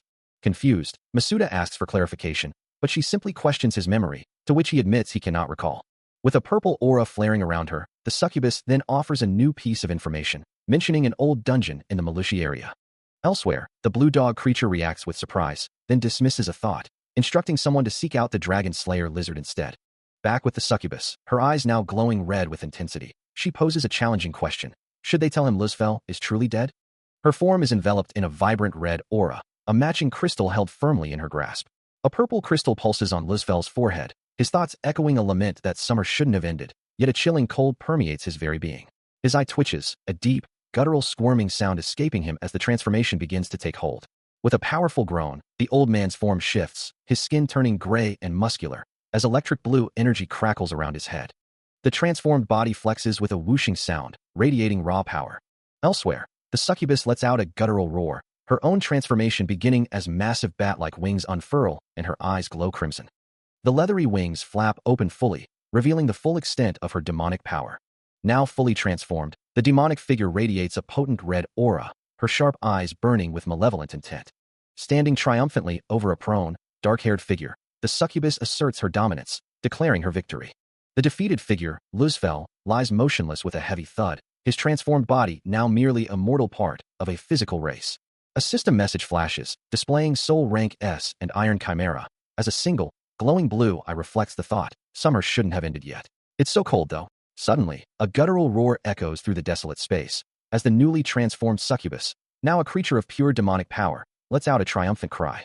Her voice, now laced with ancient malice, proclaims, after many decades trapped outside the world, I finally get to have a body with life in it. Ha ha ha. She gazes down at the defeated Luzfel, who lies broken on the ground, a faint, confused sound escaping him, his once mighty, lion roar now reduced to a pathetic whimper. The sound of his impact still echoing, she stands over him, her laughter echoing with cruel delight. Her maniacal cackle fills the void, a chilling testament to her newfound power. With a predatory gleam in her eyes, she declares, I am the one who will kill you. Ha ha ha ha. Luzfel, his face etched with confusion and pain, can only manage a weak, double what? I do. As the succubus looms over him, her full demonic form visible, he struggles to articulate his final, desperate question. Who are you? A menacing voice echoes through the dark space, demanding to know who would dare question her identity. Meanwhile, the defeated figure of Luzfel struggles to comprehend his surroundings, his mind reeling as he mutters, accident. I'm not. I'm not Luzfel. The succubus looks down at him, a system message appearing to confirm his true nature. Lord Luzfel, now identified as a devil. Further details emerge, revealing his rank as a demon, with a soul rank of S, leaving him to question, what's going on? A grotesque, skeletal monster head looms in the background.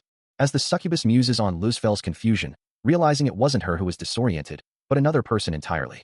She questions if others can perceive her true form, dismissing the scene as an illusion and demanding to know why he lies there.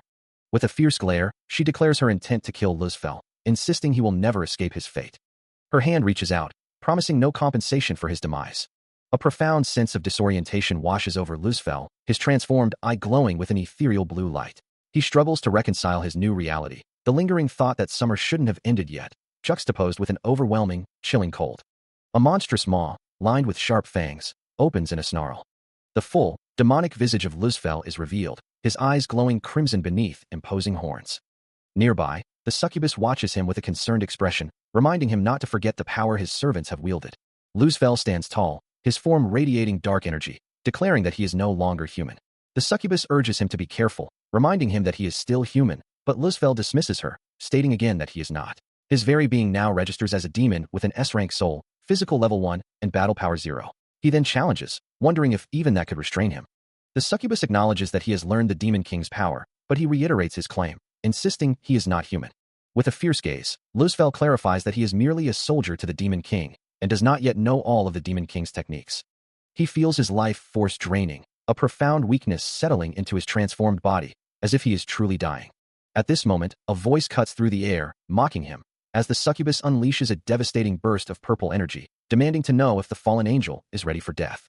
The attack slams into him, sending him reeling from the sheer force, his body unable to withstand the impact. He collapses to the ground, defeated, as the succubus lets out a triumphant, echoing laugh, her power clearly superior. Looking down at the fallen demon, she declares that even snapping a chick's neck would be more satisfying than this pathetic display. Luzfel, grimacing in pain and humiliation, can only look up as she asks him about his current view. Her expression is one of pure disdain, her red eyes burning with contempt. She continues to press him, questioning his loyalty and status, asking if he still believes himself her master or merely a growling dog. A sudden, agonizing pressure grips the monster, forcing a guttural cry from its throat, its eye widening in terror as the process begins. Masuda Kaima stands before the creature, his presence intensifying the torment, as the monster screams, "What have you done?" With a sickening crunch, the monster's arm twists unnaturally. A powerful impact sends the creature reeling, its body convulsing from the force. Its face contorts into a mask of pure agony, as red liquid begins to seep from its dissolving flesh. Kaima's voice cuts through the monster's suffering, explaining, "You caused this yourself. Transplanting a soul is a very delicate process." He continues, warning, "If you try to resist, its motion will be, both body and soul can be destroyed to the point of no return." The monster's eyes bulge with terror and pain, as the relentless process continues. Kaima concludes, his voice devoid of sympathy, "This process isn't something you can learn just by watching me do it." A guttural sound escapes the creature as its form distorts, its very essence struggling against the invasive process, while Masuda Kaima's glowing blue eye observes, knowing the soul it possessed was too weak to complete the transplant. His hand plunges deeper into the gray, fleshy mass, accelerating its grotesque transformation. The creature's body erupts into a bloody, tentacled abomination, its previous form utterly annihilated, as a voice coldly wishes it a great reincarnation. Kaima looks down at the remnants, his own hand now a glowing red claw, dismissing the failed experiment as ignorant. The red claw pulses with energy, further ensuring the complete destruction of the monster's form. Nearby, the succubus stands observing, her expression unreadable as the aftermath unfolds.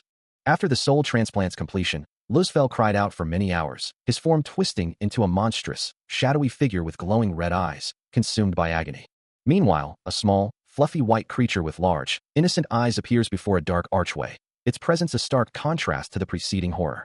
As the succubus stands before him, Masuda Kaima listens intently to her words, the conversation immediately turning to the celestial master. She expresses surprise at his solo visit, but he assures her there's no need for special arrangements, their discussion continuing without interruption.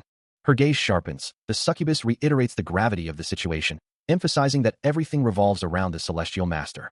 Meanwhile, a monstrous figure, its face obscured by a dark, mask-like visage and wild white hair, is revealed, a voice noting its apparent connection to their ongoing work.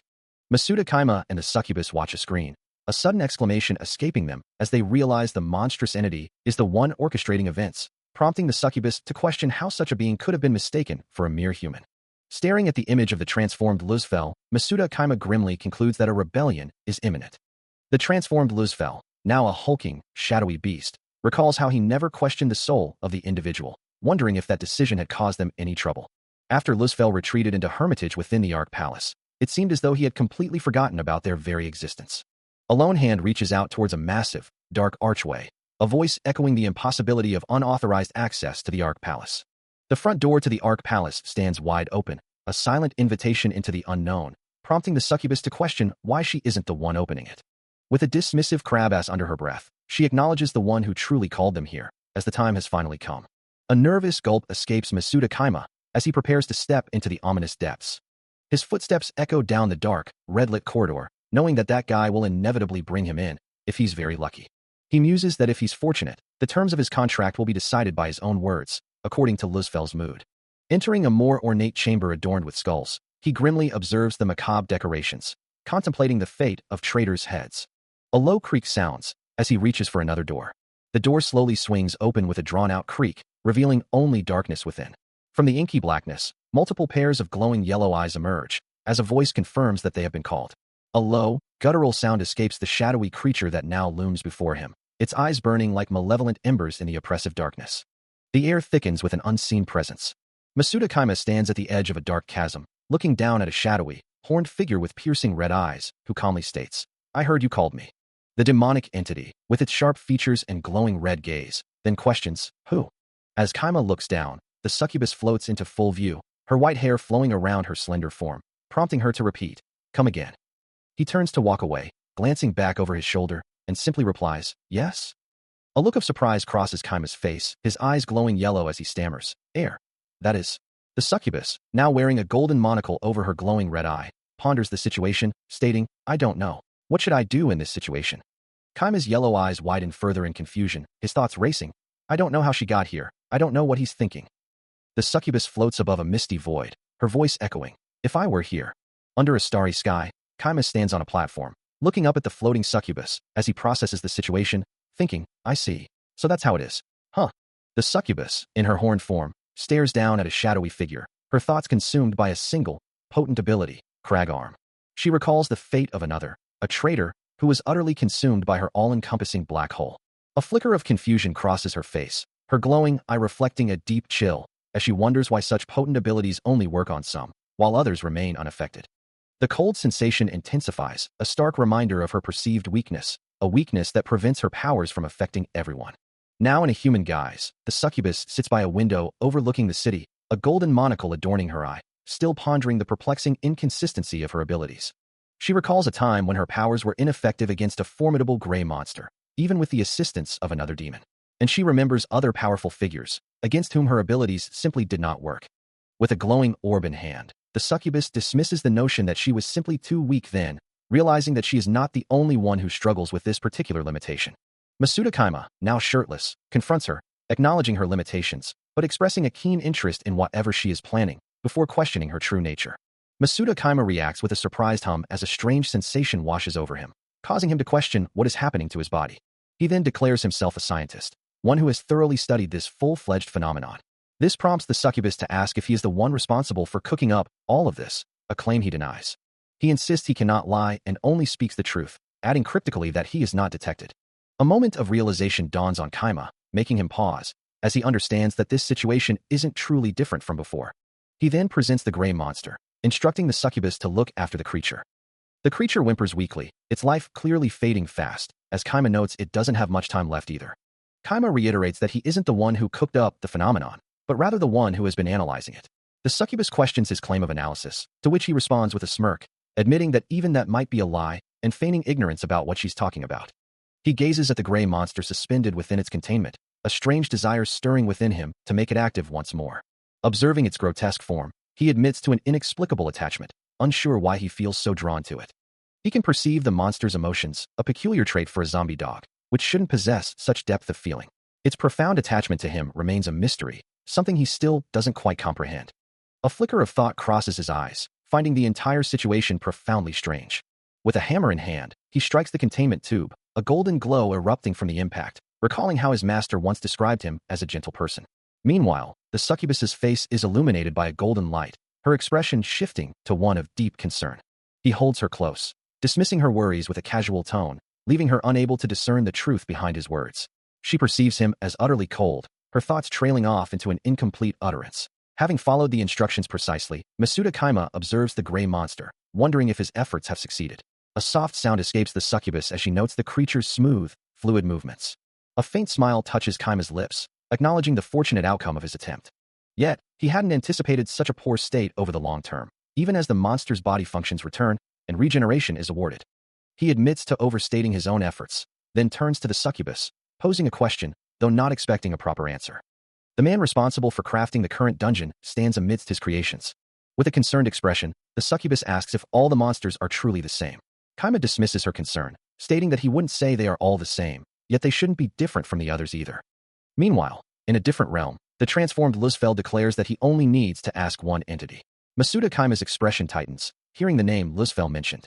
A demonic hand gestures, questioning what is meant by Master's original body. Around the shadowy figure, a powerful energy field is currently collapsing. The left side of the field dissipates, leaving behind only a lingering uncertainty. The demonic figure, now fully revealed with horns and wings, clasps its hands together, observing as the surrounding pollution level increases exponentially, wondering if it's the aftermath of the preceding spell. With her own body as the only sample, she laments that she cannot cross-examine the true cause of the phenomenon. She acknowledges losing some of her power due to unexpected incidents. Meanwhile, Luzfel stands transformed beneath an ancient archway, lamenting the tragedy of his situation. As a pinkish-purple aura flares around his hands, Kaima realizes, this is something powerful. Meanwhile, Luzfel, his face etched with concern, concludes that direct observation will be difficult. Kaima, refusing to accept the unfolding events, declares, no, I can't accept this anymore. A frustrated sound escapes him, as he admits, I'm getting a really bad feeling. The voice of his servant, Malgozen, echoes, speculating. If I'm right, this is Luzfel, as a gray monster stands amidst a cavern, implying, we might have a great number of monsters. A vast, cavernous space stretches out, revealing a city-like structure nestled within, as a deep, resonant thrum echoes through the air. It was only a little while ago that out-of-control dimensional rifts began to appear, threatening to consume the world. There was no doubt that someone had deliberately used their power to create them. The blue energy crackles around his hands, as Masuda Kaima reflects that the fool who caused this mess had used his power to such an extent that it might not have been the dungeon master after all. Instead, a monstrous, shadowy figure with glowing red eyes and horns had emerged, leading to the realization that this might not have been the dungeon master after all. But in order to achieve all-consuming effects. Now, surrounded by a vibrant blue aura, Masuda Kaima continues his research, seemingly unfazed by the past, while the succubus questions his conviction. Her red eyes narrow, asking, so you believe him? If he was able to clearly see the future. She trails off, considering the implications, then that means he's already found a way to escape. A small sound of surprise escapes her. She lets out a soft, drawn-out sigh, her expression one of deep weariness. Held firmly in the old, bearded man's grasp, the succubus hears his declaration. He will make her obey. Meanwhile, Masuda Kaima considers the nature of souls, pondering if a soul is merely a doll, a vessel for skills like glorious soul, or deployment, or if it truly contains a character, a unique essence. He further muses that the parts of a soul, which are not character, are like a stone, while the gray monster, a being of pure, raw power, is determined to devour any physical body it encounters. The same soul, regardless of the body it inhabits, may have different skills, but the monster's primal roar echoes through the fiery abyss. Back in the cavern, the old bearded man reiterates his intent, confirming that the succubus's character is indeed his. The gray monster, a creature of pure consumption, can devour even without a digestive system. He considers the obvious truth that souls are merely flesh and blood, a composite of countless species. As if to illustrate his point, a mental display of various monstrous entities appears, including a crawling scavenger, a zombie, a ghoul, and a Keijiana. Yet, he muses, the difference between a soul and a skill is a fundamental thing, and a soul is not merely a collection of skills. It possesses something more, something akin to a character. He recalls the gray monster, a creature that devours without a digestive system, a true cannibal that consumes even the soul of a demon. It was a monster that had already transcended the concept of a soul. Kaima considers this, a profound understanding dawning on him. He then thinks of the old, bearded man, who had claimed ownership over the succubus's character, not just her skills. The man had asserted that he owned her very being, her essence. In a sudden, unsettling memory or vision, he sees himself holding a terrified child, who whispers, I haven't had many meals, but this cannibal's instinct. Kaima's thoughts continue, acknowledging that he has spent a while in this body, but he still struggles with the implications of the cannibal's instinct. He ponders the nature of the instinct, wondering if it is truly his own. He senses an unwelcome presence, a rat in his domain, and questions its audacity. Suddenly, a monstrous roar echoes through the darkness, as a grotesque, hulking creature lunges into view. But before it can even register a threat, a swift, glowing strike from Kaima's hand sends the beast crashing down, defeated. As the dust settles, he notices a small, bat-like creature scurrying nearby, a minion of Luzfel, revealed by a sudden squeak. His eyes glowing with an inner light, he explains that the larger monster was merely put in the furnace, deemed useless for his experiments. The minion, trembling, dares to ask if he is truly Luz, pleading for confirmation. Without a word, his form shifts, demonic wings unfurling from his back and horns sprouting from his head, a chilling answer to the creature's query. The minion lets out a pained cry, overwhelmed by the display, as Kaima's glowing eyes fix on it, uttering a single, chilling word, impressive. Holding the small creature gently in his hand, he reiterates his assessment, confirming its surprising qualities. Still in his demonic form, Masuda Kaima continued his interrogation, explaining his intent to extract information from the bound minion about Luzfel. The minion, clearly terrified, revealed that the barrier around their current location was too strong for any escape. He then clarified his status, stating that as a mere minion, he held no significant power, especially against a doll. But Kaima dismissed this, asserting that extracting information from him would be simple. Desperate, the minion tried to turn the tables, asking why Kaima had come to this place. Kaima responded, his voice calm, that he sought a way to depart this place unscathed. He added that the situation had since shifted, prompting the minion to stammer out Luzfel's name. Kaima cut him off, dismissing any talk of connections, and sternly advised the minion to focus solely on his own survival. A moment of silence hung heavy in the air as Kaima placed a hand on the minion's head. His glowing eyes fixed, Kaima mused aloud about Luzfel, noting a significant change in the demon's presence since their last encounter. Instead of merely toying with him as before, a thought crosses Kaima's mind as he observes the minion. The minion, still bound, pleads with him, urging him to focus solely on his own survival, then adds, "I was wondering if you came at a perfect time." Kaima's earlier thought echoes, "Does that mean I'm dangerous to stay here?" As the minion continues, "I just wanted to be an entertainment for Luzfel." It's as if the minion is trying to convey something more, a message Kaima hears internally. "We'll arrive at the Holy Realm soon." The words resonate, Luzfel's doll is speaking of it, and the chilling implication follows, it won't take much long time. Kaima's hand begins to glow with a vibrant blue energy, his eye flaring with the same light, as he struggles to fully grasp the meaning of these revelations. A sudden realization dawns on him, a name escaping his thoughts, Luzfel. He understands, I see, though. His very being, his body, responds without the need for spells, a phenomenon dictated by this world's inherent rules and laws. A mysterious force, originating from beyond this world, could either restrict or completely nullify the effects of a spell. He muses, a faint purple energy swirling around his head as he considers the implications, rendering it utterly meaningless.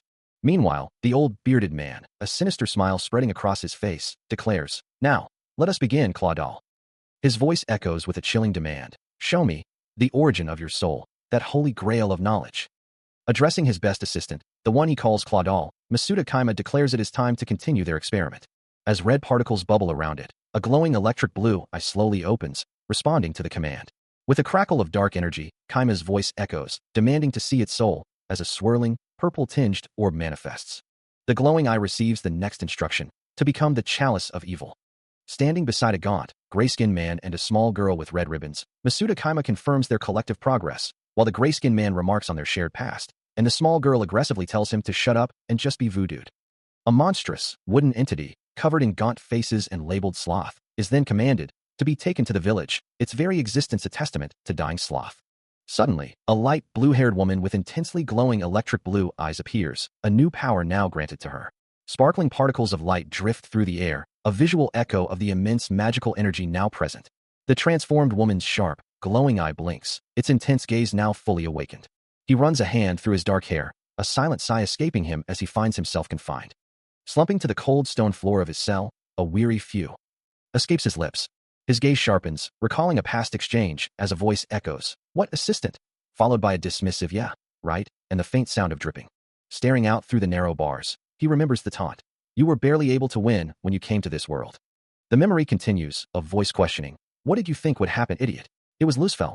Though his body and personality had changed, it was definitely still Luzfel. The transformed figure of Luzfel had warned him, "There will be consequences when you regret that."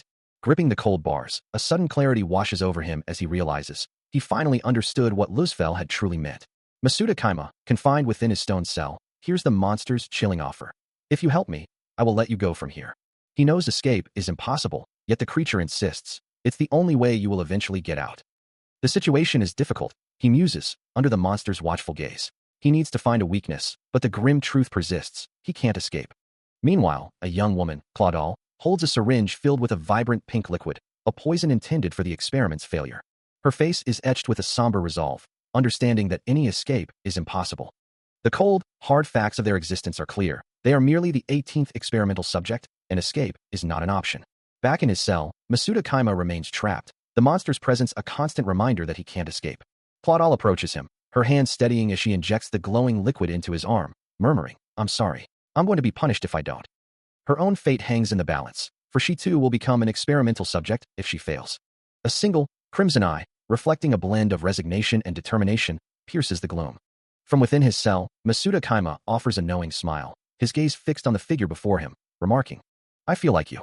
Claudel, looking down at him, responds with a hint of accusation. "You fell for the bait. I was wondering if you'd ever show up," before adding, "You're the only one who can help me." A thought crosses his mind, a chilling calculation. Maybe you could survive even after Luzfel's death. Claudel, now holding a glowing pink syringe, states matter-of-factly, "For some reason, sneaking in wasn't detected." Kaima retorts, "Yeah, and you were perfectly willing to become a monster before becoming a doll." He continues, his voice laced with a strange admiration. "Then what about it?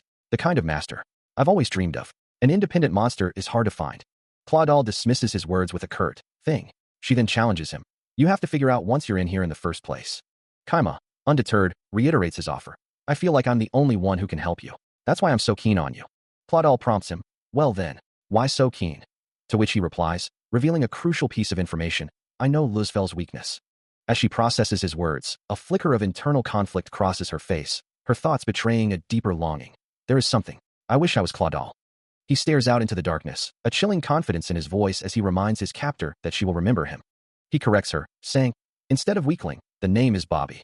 But before he can finish, a syringe plunges into his neck from behind, the liquid quickly taking effect as his vision blurs. His body gives out, collapsing to the cold floor. Claudel drags his unconscious form through a long, dark corridor, towards a monstrous, gaping maw at its end.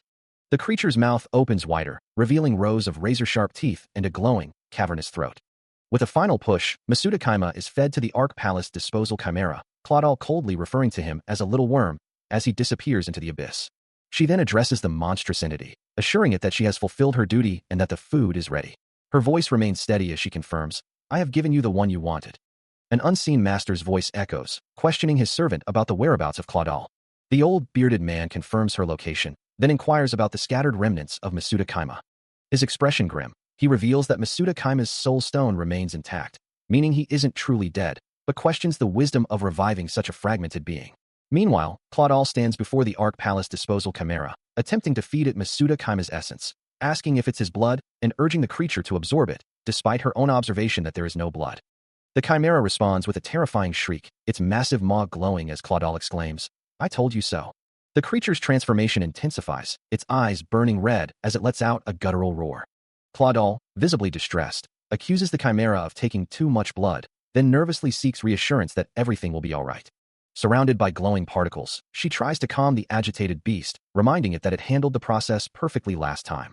Her frustration mounting, Claudel demands to know why it's failing now, insisting that Masuda Kaima needs to be useful and reminding the chimera of its own words. A guttural cry escapes him, a surge of weakness overwhelming his newly reanimated form.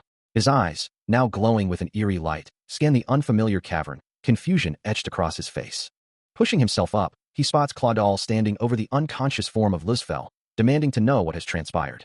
His gaze sharpens, recognizing the small figure. He questions her presence, then his eyes fix on the glowing orb in her hand, warning her fiercely to keep away from Luzfel's soul stone.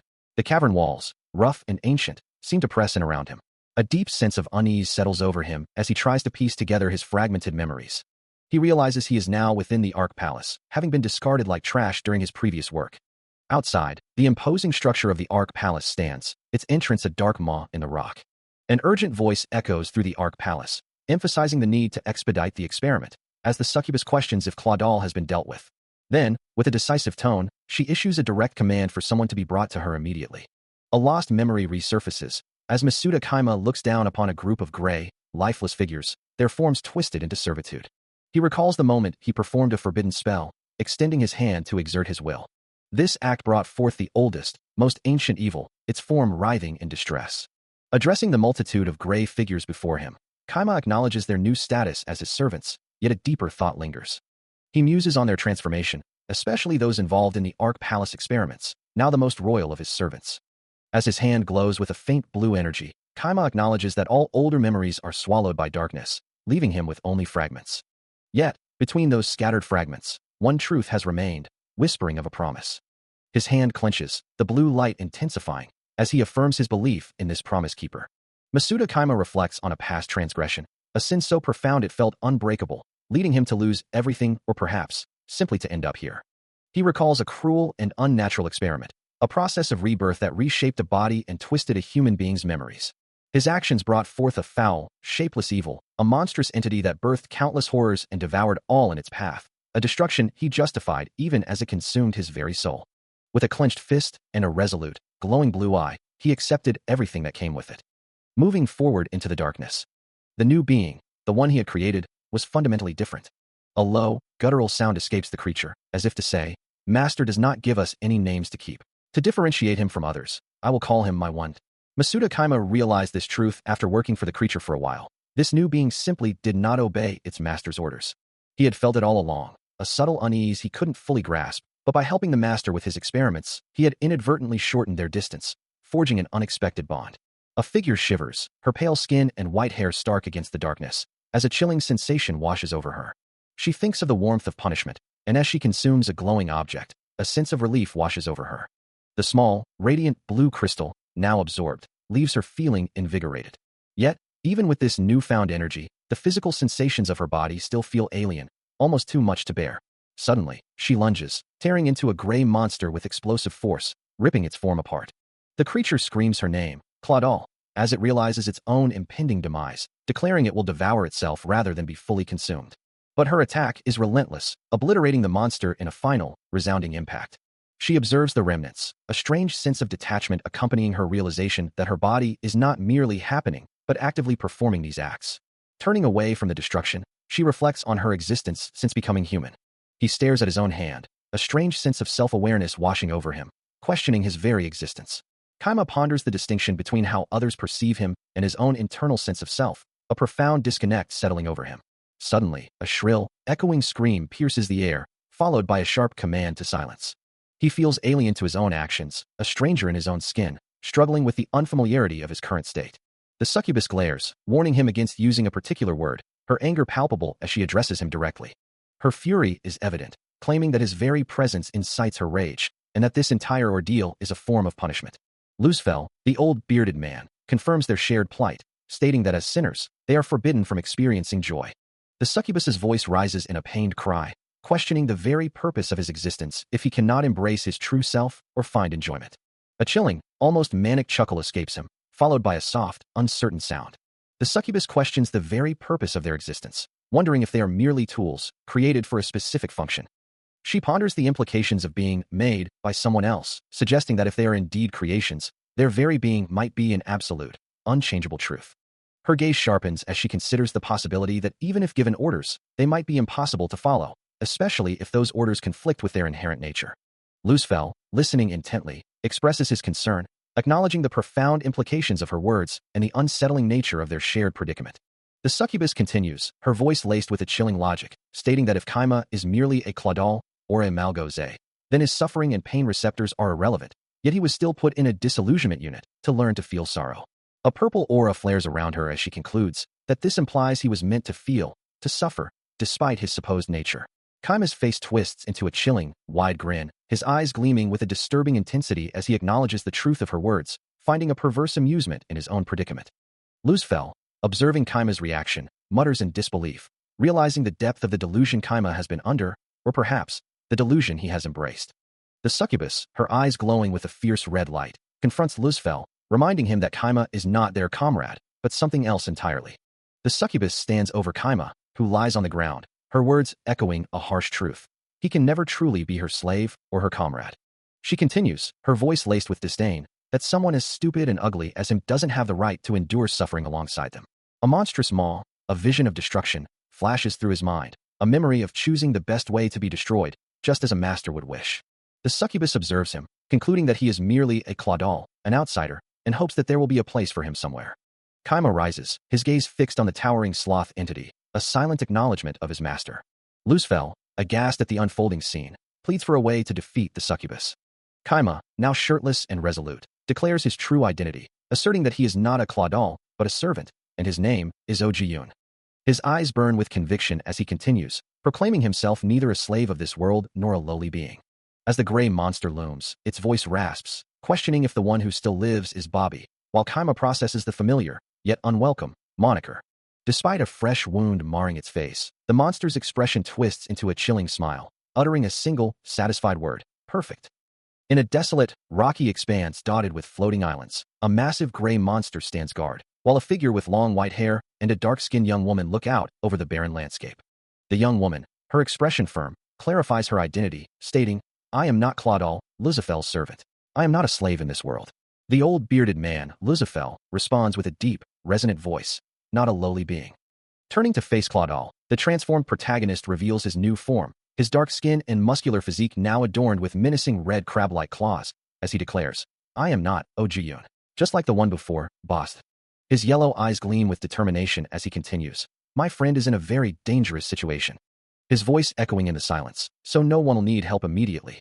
Lucifel, observing the protagonist with a thoughtful gaze, acknowledges, "I see. To help your friend. Are you planning on going?" The old man then speaks of the formidable foe, one called Sloth. "It's a monster I can't even imagine fighting." Claudel, her face etched with concern, expresses her desire to contribute, while from the shadows, a figure with glowing red eyes watches, finding the unfolding drama quite interesting. The monstrous entity, Sloth, looms, its voice echoing with disdain, asking if one from a mere suburb could truly grasp the perception of another world. Meanwhile, Lucifel, in his transformed state, recalls the moment he understood his own abilities and why he hadn't been advised to fight those strange beings, realizing the truth about them during a past confrontation. Back with the manifestation, the monstrous voice of Sloth continues, dismissing any perceived weakness, even if Kaima's companion deemed him frail, its fury promising a devastating dawn. It mocks Kaima further, reminding him of his humble origins, and equating him to nothing more than a common brick-eater. Malgoze, the Claudel, questions his understanding, asserting that for a long while, no one has been as alone as she has. Kaima, his transformed hand clenched, demands clarity from the monstrous entity, asking what it is truly trying to convey. Malgoze urges him to embrace his true self, suggesting that only through self-knowledge can he find new hope and freedom, a path not to be walked alone, as his own strength will not be enough. His gaze sharpens with resolve, dismissing any reliance on Lucifel. From a hidden vantage, the succubus observes, accompanied by her gray monsters, her cryptic words hinting at deeper connections, reminding Kaima of those related to him, including Lucifel, and questioning the nature of this dawn. From a distance, the succubus observes, remarking that her companion never truly belonged to any group in the first place, and suggesting that if he simply follows them, the sloth entity promises, he will walk a path of glory. As the massive, shadowy figure looms over Malgoze, its hand gently pats her head, acknowledging her presence and stating, "Thanks for your offer, but I also wanted to ask Malgoze something." Facing the imposing entity, he declares, "You can decide." The choice is laid bare before him, whether he chooses to meet Lucifel, or if he chooses to destroy the sloth entity and be on its side. The entity offers, presenting a paradox. The sloth entity then expresses confusion, asking, "Where do you get such courage, impressive soul?" Finally, the entity clarifies its intentions, stating, "I am simply wishing that you accept my personal request." Claudel, now appearing more mature, makes a demand, stating that before she follows and helps, there's just one thing. The sloth entity observes her, noting her growth, and asks if she succeeded, to which she eagerly confirms. Claudel exclaims in awe, but the sloth entity reminds her that it's not over yet, warning her that she will pay the price for this. Masuda Kaima, having just arrived, addresses Claudel, expressing his disbelief that she has come back to life. He recalls their last encounter, emphasizing that the weight of his previous words, telling her she was on her own, is heavier than she thinks. He demands an explanation. The scene shifts to display various status windows, revealing information about Jie's race, Malgoze's race, and Ojiyun's strength and physical level. Masuda Kaima questions how the sloth entity can see such information, to which the entity replies, confirming it is referring to the status window. The sloth entity explains that a status window has appeared again, implying that every outsider must have the power to perceive the strength of individuals. He reflects on the abrupt end of summer, a season that felt prematurely cut short, leaving behind an unexpected chill. His experiences and wishes, he muses, are nothing more than elaborate games. A status window appears, displaying his own battle power as Ojiyun, a number he finds surprisingly low, prompting him to wonder if he's truly that weak. He recalls the one thing he truly desired, a simple wish that now seems distant. The window expands, listing various outsiders and their races, Malgoze and Jie as Claudal, Ojiun as human, and Luzfel as human, revealing a complex web of identities and classifications. Among these revelations, a new term emerges, the heralds of magic. He observes the vibrant, glowing magic, a bit magic, that seems to pulse with raw power, his eye reflecting its intense light. The system also mentions a deceive function, allowing players to manipulate perceptions, a glowing orb symbolizing this intricate ability.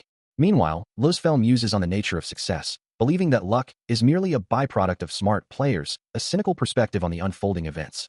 Kaima lets out a soft scoff, gazing down at the glowing orb in his hand, a sudden thought crossing his mind. Luzfel, startled, questions the idea of eliminating the outsiders, while Kaima considers the implications of such an act, musing that those designated as outsiders might deserve a different fate, especially since they exist across various dimensions. A chilling vision of a city utterly annihilated, its inhabitants left to perish, flashes through his mind, prompting Luzfel to ask if succeeding in eliminating such people would truly be considered a heroic feat, as Kaima considers the possibility. Kaima, looking away, simply states that such a figure would be hailed as a hero god. Luzfel stares, wide-eyed, stammering about the glorious ruling race being capable of handling such matters. Kaima, however, remains conflicted, admitting he doesn't know if he can refuse such a path. On a desolate, rocky landscape, the succubus stands before a looming gray monster, speaking of a hero play and the glorious ruling race that can handle such things. With a defiant gesture, she adds that she is also known to a brick eater. The old man beside her, taken aback by the offensive display, clarifies, believing she means Masuda, his lord. She hesitates, a slight frown on her face, before letting out a frustrated TSK. Realizing her mistake, she quickly corrects herself, asking if he means the dungeon master, admitting she thought he meant the guy who eats bricks. The old man addresses her respectfully. Reflecting on her earlier gesture, she muses that it must mean the person she was referring to did not want to be called that at all. He adds that she chose an inappropriate method, and that she herself has also been called that. With renewed determination, the succubus declares that because she is the right individual, she will trust him and not try to take his name, but rather, consider him a friend. Masuda Kaima, now bearing striking red, claw-like wings, stands before a massive wooden door, a silent challenge hanging in the air. He is the dungeon master. Meanwhile, a gray monster, its head adorned with a glowing blue orb, ponders Masuda's fate, wondering if he could still be alive, fearing the worst. Back with Masuda, he holds a similar glowing blue orb, his thoughts consumed by the idea of activating Luzfel, a weighty decision reflected in his dark eyes. The sheer power of this talisman makes him wary, a flicker of concern crossing his gaze. Elsewhere, the old, bearded man instructs Claudal to continue their experiments, citing master's orders, a command Claudal acknowledges with a solemn expression, though the old man himself cannot imagine the full implications. Masuda, however, seems to anticipate these developments, his expression hinting at a deeper understanding of the unfolding events. Standing by a body of water with the gray monster, he muses aloud, acknowledging that he cannot simply remain inactive, questioning the necessity of his current path. With a surge of renewed determination, Masuda, his red wings flared, declares, Luzfel. A voice echoes, announcing, "Your servant, Claudal, is back." Meanwhile, a mechanical claw whirs with a low hum. As he stirs from a troubled sleep, a sharp pain piercing through him, he mutters about the discomfort, having fallen asleep because he truly didn't want to engage. Nearby, the gray monster looms, its massive form a silent, watchful presence. While Claudal stands before Masuda, her status as a floater revealed, a synthetic being of physical level 5 and mental level 0. She expresses regret, vowing never to repeat her actions. Claudal reassures him, "You do not have to be that cautious, Kaima." She then explains that a guest has arrived, and it was unfortunate that she was the only one there to greet them. Masuda, still seated, offers a quiet apology. "Please excuse my rudeness." His gaze then sharpens as he looks at her, asking what exactly happened to her. He wonders if he truly failed to prove himself. A guest, worthy of his attention, has arrived, one who promises both nobility and freedom. He considers the implications, asking himself, what is this unexpected outcome? The thought of someone else having to deal with the consequences of his actions crosses his mind, as a glowing orb of energy pulses before him, a proof of something he had been seeking. He declares that he will show them the servants he has prepared, warning that if they are truly heaven-sent, they will realize their worth. He continues, stating that he will help with their research, but listening to their talk, he finds it both normal and dignified, yet also something else. Meanwhile, Luzfel, in a cavernous setting, admits that in reality, he is speaking of the people who they believe are here. Honestly, he doesn't have much interest in their work. A shadowy figure looms, questioning, "What do you mean?" As a hand with glowing blue energy appears, Claudal announces her return. Having returned to the succubus's domain, Masuda stands before her, ready to ask for his freedom, but she immediately counters, stating that such a request always comes with conditions. With a knowing smirk, she invites him to hear them, and he, eager for his liberty, urges her to speak. Her single condition is simple: he must accept her terms. Masuda, surprised by the lack of a more complex demand, questions if that's truly all there is to it. He had anticipated a grander bargain, a more intricate offer, yet he had agreed to her simple request without hesitation, binding himself to her will. The succubus, observing his quick acceptance, feigns delight, remarking on his magnanimity with a knowing smile, Luzfel standing silently behind her. She then muses aloud that she has no choice but to accept his agreement, her gaze drifting towards a mysterious, ornate gate, hinting at a servant waiting beyond. With a final, condescending flourish, she promises him a reward for his generosity, hoping he will appreciate her benevolence. Later, Masuda stands alone, his shirt discarded, a determined glint in his eyes as he prepares for whatever comes next. Meanwhile, in a desolate, misty realm, Claudel appears, her eyes glowing with an eerie red light, muttering about head and tail and the biting cold that surrounds her. As he stands before the monstrous form of Luzfel, Masuda reflects on the promise of freedom, a deal made with the devil himself. He knows he shouldn't question it, but a part of him wonders what the cost will truly be. Later, in a more intimate setting, the succubus leans in close, her voice a seductive whisper, urging him to prepare himself. Her touch lingers as she pulls away, a subtle, unsettling gesture. Masuda's eyes widen slightly, a silent acknowledgement of the unspoken implications. With a decisive gesture, a gloved hand emerges from the shadows, issuing a clear command: "Take her." A shadowy figure with glowing eyes responds, inquiring if anything else is needed. Masuda holds the succubus close, her words about a servant echoing in his mind, as she whispers about the head and tail of their arrangement. He then turns his attention to an unseen presence, muttering about a researcher who might be able to help him. Masuda Kaima's eyes glow with an intense red light as he demands to know what has been done to Yep. A monstrous, multi-limbed entity with a glowing core looms behind them, and he gasps in surprise, while the old, bearded man, observing the scene, asks if he's finally interested. Kaima questions if this is some kind of experiment, and the succubus, restrained by the monster's tendrils, echoes his word with a hint of sarcasm. Masuda Kaima, his expression hardening, then asks if this is a dungeon core, before quickly correcting himself, stating that it's something that depends entirely on him. But the old man interjects, warning that even a chance accident can lead to unexpected results. The succubus, still bound, adds her own ominous thought, suggesting that even under a soul shackle, a servant might disobey a master. He clarifies that's not what he meant, explaining that dungeon cores only truly grow once they have already begun to grow. The succubus muses on the nature of reality, finding herself in need of its denial. She considers the creature's unquestioning obedience, regardless of intent, a fact that has undeniably interfered with her intricate plans. Meanwhile, the transformed old bearded man contemplates devouring the very causes and reasons behind existence, the soul and the will itself. With a surge of glowing red energy around his armored gauntlet, he prepares to move everything forward, step by step. His face contorted in fierce determination, he declares his intent to proceed. A devastating burst of red energy erupts from his hand, striking with explosive force. Claudel is violently thrown backward by the impact, her body twisting as she slams into the rocky cavern wall. She slides across the ground, leaving a trail of dust and debris in her wake. As she comes to a halt, her gaze falls upon her own hand, which has begun to transform, now a claw, acting without her conscious thought. Reeling from the impact, Claudel's hand glows with an intense red energy as she struggles to comprehend what to do next, while Luzfel stands poised, channeling dark power. Meanwhile, the succubus observes the unfolding chaos, her own hand glowing faintly red, a dark, swirling vortex manifesting behind her as she muses on this unexpected development, having expected submission, not such a treacherous defiance. The vortex deepens, revealing tendrils of red energy within its depths, a soul, she realizes, regardless of its physical form. Back in the fray, Claudel lies on the ground, her entire body radiating a fierce red glow, her eyes burning with the same crimson light as she desperately tries to calm her racing mind. Elsewhere, Masuda Kaima's face is etched with resolve, his eyes glowing with an inner light as he makes a critical decision. It's all or nothing, and he cannot hesitate now. Luzfel, undeterred, unleashes another torrent of dark, crackling energy, striking the still struggling Claudel with brutal force. The transformed man continues his relentless assault, his dark power swirling around him, taunting his victim. Don't you dare, even without your lives. He channels more energy into his glowing hand, promising, you'd get to be able to communicate with me. Overwhelmed, Claudel screams in agony, the pain and coldness consuming her as her own body seems to resist her. Luzfel stares in utter disbelief, questioning how she could have survived his assault, and how she could have grown so rapidly. As Claudel's body glows with an intense blue energy, her transformation intensifies, leaving Luzfel utterly stunned by the sight. A mysterious magical orb pulses with vibrant energy, its power seemingly fueling the dramatic change. Luzfel's face contorts in a mixture of shock and disbelief, the word unbelievable escaping his lips. With a monstrous, transformed arm, Claudel lunges forward, delivering a powerful, unexpected blow. The impact sends Luzfel reeling, a violent red aura erupting around him. Blood splatters from his mouth as he cries out in agony, barely able to withstand the force. Claudel follows up with another devastating strike, relentlessly pressing her advantage. Luzfel is completely overwhelmed, barely able to form a coherent thought amidst the brutal assault. He had just stopped hesitating earlier, striking down a monstrous foe. Instead of holding back, he should have simply eliminated the creature from the start. If only he had acted decisively, the succubus would not have escaped. If only he had killed that bastard from the very beginning.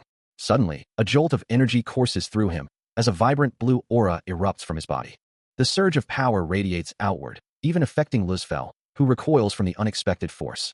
But the immense power comes with a cost, as he clutches his head, feeling a terrible pain. Meanwhile, Luzfel, still reeling from the impact, observes Claudel, acknowledging that the quest for knowledge has always been hazardous, a path he will gladly accept. He watches in disbelief as Claudel's monstrous arm crackles with energy, realizing she possesses the power of absorption. As Luzfel held the unconscious Kaima, surrounded by his monstrous allies, he mused that some unseen force must have played a hand in the current predicament. A smirk played on his lips as he prepared to delve into Kaima's mind, confident he would uncover the truth by looking directly into his brain. But as his power reached out, Kaima's eyes flared with an intense, blinding blue light, a sudden surge of energy erupting from within him. The unexpected force slammed into Luzfel, sending a shockwave of pain through his very being. He recoiled sharply, clutching his head as the blue energy coursed through him, a cry of agony escaping his lips. The intense power began to consume him, his hand visibly disintegrating, forcing him to acknowledge the dire situation and the extreme measures he now had to take. As the pain intensified, Luzfel knew he had to use his cannibal and regeneration skill, concentrating his will to survive the unexpected assault. With a grimace of determination, he resolved to grit his teeth and survive this ordeal. The name, Ji-yoon, echoes through the void, as Masuda Kaima's eye glows with an intense, pained yellow light, blue particles swirling around him. He thinks to himself that summer shouldn't have ended yet, feeling an inexplicable cold. Luzfel reflects on a significant obligation, believing he once owed a great deal to someone. A debt he thought he had to repay, while Kaima, however, recalls his reluctance to defeat his opponent using unfair methods, a thought that quickly turns into an exasperated curse. The gray monster observes its adversary's unwavering resolve, acknowledging that its foe hasn't given up yet, and reflects on its own readiness to enter the battle, vowing with a surge of red energy to eliminate its foe. Luzfel, his gaze sharp, questions someone's ability to truly keep themselves in check. Kaima sighs, a hint of desperation in his expression as he wonders how such restraint could possibly be maintained. With a soft thud, the gray monster whispers of a promise kept. A shadowy figure, its single red eye glowing intensely, stomps the ground in disbelief, realizing its opponent possesses the ability to heal. Suddenly, Luzfel soars through the air, his voice echoing with triumph as he confirms his recovery, declaring that he was indeed able to heal. A faint purple glow emanates from his hand as he continues, hinting at reserves of power yet untapped. But before he can finish, Kaima's face contorts in fury, a powerful explosion erupting as he unleashes an attack. His eyes blaze with purple energy, the sheer force of his magic distorting the air around him. The impact sends Luzfel crashing to the ground, his body surrounded by small, gray monsters as he lies defeated. But with a guttural cry, Luzfel's eyes glow yellow, a surge of power coursing through him despite his injuries. Enveloped in a brilliant blue aura, he rises once more, vowing that the fight is far from over. With a powerful surge of blue energy, Luzfel dives back into the fray, a determined expression on his face. A blinding explosion of red and orange energy erupts, tearing through the air with immense force. The sheer power of it blurring the very fabric of reality. From within the maelstrom, Luzfel emerges, his form twisting into something monstrous as a guttural cry escapes him. His eyes now glow with an enraged yellow light as he struggles with the transformation, a frustrated thought echoing in his mind. This again. Clutching his head, the old man fights for control, the word body a desperate plea. But the transformation continues, his form growing more grotesque, driven by an insatiable hunger. He needs more, his voice a growl as he demands, "I still need your powers." Finally, the monstrous entity stands revealed, a hulking shadow with burning yellow eyes and razor-sharp teeth. Its gaze fixes on a distant figure, a singular, murderous intent echoing in its mind. To kill that guy. His transformation reaching its terrifying peak, Luzfel unleashes a massive, explosive burst of energy. His body continues to distort and grow, taking on a more monstrous form with sharp, elongated claws. As sharp, red, wing-like appendages erupt from his back, the demonic entity fully manifests. A final, violent burst of dark power signifies the completion of his monstrous change. and the transformed Luzfel slams a massive fist down, creating a powerful shockwave. His eyes glow with a fierce, yellow light, a low growl escaping his lips. Elsewhere, a green-skinned figure extends a hand, his voice filled with a mix of frustration and determination. He laments the loss of his energy, acknowledging the need to regain his strength. The figure, Oh Ji-yoon, declares his intent to fight, even if it means facing a formidable opponent. Masuda Kaima's bare foot steps cautiously onto the cold, hard ground. He moves slowly, conserving his energy as he faces Luzfel, who looms above him on a higher platform. Both combatants prepare for a decisive strike, their hands tensing. Masuda Kaima resolves to end the fight in a single blow, believing Luzfel can handle the rest. He pours every ounce of his remaining strength into the attack, his eyes wide with fierce determination. Simultaneously, Luzfel prepares his own singular, powerful strike. Masuda Kaima unleashes his full power, his eyes flaring with a vibrant pink glow as energy crackles around him. But before his attack can land, Luzfel intercepts him, a brilliant blue energy sphere erupting from his hand, declaring he has caught his opponent. The unexpected blow strikes Masuda Kaima, who reels back, bewildered by the pain that seems to come from an unseen angle. A guttural sound accompanies the manifestation of a swirling vortex, dark energy tendrils reaching out from its red core. As the void itself seems to crack and glow with a deep roar, a great experiment now awaiting its culmination. His eye, glowing intensely purple, reflects this ambition, a declaration of intent to reach infinity. A maniacal grin spreads across his face, as he proclaims his pursuit of the truth of all knowledge. But a sudden jolt of energy causes Claudel to recoil, her expression shifting to one of pure shock. The transformed Luzfel now looms over her, his monstrous form asserting dominance as he holds her captive. The dark vortex reappears, a stark reminder that the bet has been lost, yet Luzfel's mana still pulses with undeniable power. Looking down, Claudel laments her own weakness, realizing that whatever power she once held is now completely gone. A glowing red crystal pulsates in the void. As red, root-like tendrils begin to sprout from its base, slowly unfurling into the surrounding darkness. These tendrils coalesce and writhe, forming a grotesque, multi-limbed entity that twists into existence. Meanwhile, a dark-suited figure with imposing black wings holds the gray-skinned Luzfel, who appears to be in considerable distress.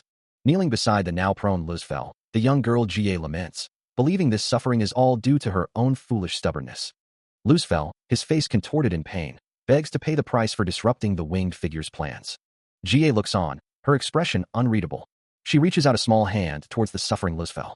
As Luzfel clutches his stomach in agony, Jie asks what he's doing, wondering if he has a stomach ache. Her red eyes wide with concern, the young girl pleads, "Please, don't get sick." A close-up reveals the gray, clawed hand of the transformed man, his voice a guttural growl, "Demons." He gently pats her head, his horned face showing a hint of tenderness, as he murmurs, "Sick." His massive, winged form cradles the small girl, assuring her, "Nothing to worry about." Wisps of golden energy drift upward, a soft groan escaping from the lips of a young man. Ugh. His hand clutches a smartphone, its screen reflecting the fluorescent lights of a convenience store. Sitting amidst the aisles, Masuda Kaima looks up from his phone, a thought suddenly striking him. "I completely forgot." He then muses, "It's not good in the summer, is it?" The convenience store stands brightly lit against the night, its familiar sign a beacon in the urban landscape. Still pondering the implications of summer, he finds himself in a convenience store, wondering if he should at least start cleaning, though the thought itself feels utterly bothersome. As he listlessly sweeps the floor, the hours drag on, making the time feel incredibly slow. A wave of exasperation washes over him, a silent groan escaping his lips. Just then, the door chimes, and a striking woman with long, pale hair steps inside, prompting him to offer a polite welcome, but she immediately asks for directions, seemingly lost. He calmly informs her that it's a convenience store, then asks if she's looking for anything specific. The woman repeats the term, a hint of wonder in her voice, as if the very concept is foreign to her, admitting she once thought such mundane, everyday life was impossible. Observing him, she remarks on his diligence, working hard all year round, and expresses hope that he and the store owner will get along well. He pauses, a questioning sound escaping him, as she then notices his damp hair and asks if they haven't met before. Clearing his throat, Masuda Kaima firmly denies any prior acquaintance, to which the woman simply replies, "Accorded." A faint smile plays on the succubus's lips as she recalls a past encounter, acknowledging that a part of her has always been with him. Her gaze, sharp and crimson, holds a flicker of something ancient, even as she admits that a part of her has always been with him. Suddenly, a memory flashes, a hand gripping a sturdy staff, followed by the unsettling appearance of shadowy, monstrous figures with vacant, glowing eyes, their forms shifting from canine-like to gaunt humanoids, culminating in a grotesque, red-eyed face that seems to scream silently from the depths of memory. Elsewhere, Masuda Kaima stands amidst towering bookshelves, a thoughtful expression on his face, wondering if he is doing the right thing. His mind drifts to a name, Luzfel, a name he associates with a past failure, a memory of someone he believes he killed. He looks down, lost in contemplation, the weight of his past heavy on his shoulders. He clenches his fists, a surge of frustration and anger washing over him as he curses the unfairness of it all, believing he has been cheated. But his fury quickly turns to terror as a familiar, unsettling presence emerges, her soft laughter echoing in the sudden silence, leaving him wide-eyed and trembling. He can only stammer out a desperate accusation, reminding her of her previous escape from Wildio. Unfazed, the succubus simply closes her eyes, her expression serene as she counters with a probing question, asking how much he truly knows about the information he's supposedly in charge of. Her words strike him dumb, leaving him in stunned silence, his mind reeling from the unexpected depth of her knowledge. As she begins to turn and walk away, he tries to call out to her, a desperate plea escaping his lips. She glances back over her shoulder, a knowing smile playing on her lips as she muses, wondering if she has died again this time, before reassuring him that she has not. Dismissing his concerns as a cheap trick, she offers to buy him tea, suggesting he needs some rest as she continues to depart. Left alone, his eye reflects the lingering shock and confusion, the encounter leaving him deeply unsettled. The succubus, a figure of ethereal beauty and menacing power, finally reveals her name, declaring herself Lilith. She continues, asserting that she is neither a god nor a harbinger of death, but simply Gadi. Masuda Kaima, still reeling from her presence, tries to dismiss her self-proclamation, his mind unable to process the implications. Standing over him, the succubus challenges him to truly consider his situation. With a finger to her lips, she promises to vanish from his sight, leaving him with the cryptic instruction to find a way to escape. The focus shifts to a massive, glowing red soulstone, the source of their confinement. Kaima, still recovering, looks down, a faint golden glow emanating from his body, as a voice asks if he has grown stronger. The succubus, her light blue hair flowing around her horns, confirms that their experiment failed, adding that the results aren't real. Kaima collapses back onto the ground, surrounded by a blinding golden light, his body racked with pain or exhaustion. Looking up with a surprised expression, he finally understands the reason behind his current state. The succubus, now in a smaller, more manageable form, explains that she can also change her appearance, her chibi self playfully squeezing her cheeks. Later, looking up at a cloudy sky, Kaima questions why he is the only one present, recalling that he was told there would be more than 3. Several translucent, ghost-like figures float around him, as he mentions hearing that they have been there since the beginning. With a somber expression, he apologizes, admitting that it was difficult, even talking was difficult. The shape-shifted succubus confesses, admitting she did her best, but still couldn't prevent Kaima from becoming unreal. Kaima, reflecting on her words, acknowledges the significant help he received up to this point. He recalls her assistance, especially in communicating with others in this strange world. A moment of realization washes over him, as he admits to forgetting that crucial detail just now. The succubus apologizes once more, uncertain of what she should do next. Kaima's expression hardens with resolve, rejecting the notion that the new dungeon master is only known for dying repeatedly. The succubus, with a thoughtful smile, suggests that perhaps someone intentionally caused their predicament. Despite the many things he needs to tell her and the questions he has, Kaima knows there's a more immediate concern. Holding the succubus close, he declares their immediate priority is to solve the issue directly in front of them. Kaima, his golden aura wings shimmering, stands beside the shape-shifted succubus, both gazing upward at a massive, pulsating pink and purple mass of energy. Turning to her, a thoughtful expression on his face, he admits he's unsure but feels an unsettling sensation, as if they're being watched, prompting her to question by whom. The vast, cavernous space around them glows with an ominous red light, revealing countless shadowy figures clinging to the walls, trapped within what feels like a prison for other spirits. His gaze drifts upward, discerning a larger, more distinct entity among the shadows, which he identifies as a guard, perhaps protecting this very confinement. One of the grotesque, multi-eyed creatures, its red skin stretched taut, leans in, its voice echoing with a question, wondering if they too have been locked up. As Kaima and the succubus move deeper into the eerie expanse, smaller, shadowy figures emerge from the walls, surrounding them, their forms indistinct yet menacing. He acknowledges their plight, understanding that these are the trapped entities, and calmly asks for their names. The larger, shadowy figure looms before them, its form shifting, as it declares the impossibility of his request, stating they possess no names. A soft, melancholic laugh escapes the succubus, her expression tinged with sadness. A monstrous, horned figure with glowing red eyes emerges from the shadows, its chilling laughter echoing through the cavern. As a massive, clawed arm reaches out from the darkness, the creature groans, a guttural voice repeating, "Crab, arm. I am hungry." Standing beside Kaima, the demoness looks up at him, apologizing for her current form. "Senpai, I'm sorry, I'm not used to this form yet." The monstrous face of the creature looms closer, its red eyes fixated as it repeats its strange mantra, "Crab, arm." Kaima, his expression grim, reflects on the endless struggle. Even after everything, you're still cleaning up after Luz fell. The creature's single, glowing red eye narrows, watching their every move. Suddenly, an unseen force slams into Kaima, sending him recoiling amidst a shower of debris. The Demoness, now in a smaller, more agile form, cries out a warning. It's dangerous. Watch out. With a surge of power, her body erupts in a brilliant, white light, transforming into a radiant, winged form as she prepares to engage. As the succubus's power surged, an unexpected wave of energy washed over Kaima, his eyes widening in surprise. He found himself falling through a shimmering void, surrounded by countless glowing particles. From the depths of the swirling energy, immense, radiant white wings unfurled, their light illuminating the darkness. These weren't the succubus's wings, however, they were sprouting from his own back, lifting him as he fell. What the hell is this? He wondered, staring at his hands in disbelief. He realized his body felt completely alien, as if it no longer belonged to him. With a final surge, the transformation completed, leaving him with magnificent, feathered wings spread wide. This wasn't like any power he'd felt before, a raw, untamed energy radiating from the core of his new form. He understood then. He could now change his body at will, a newfound ability to manipulate his form as he wished. As the dungeon master considers the advice to explore various dungeons for faster growth, a small, bat-like minion bravely charges into the gaping maw of a colossal, fleshy monster. But the minion's attack is futile, and a pained cry escapes him as the monster's immense jaws begin to close, crushing his arm.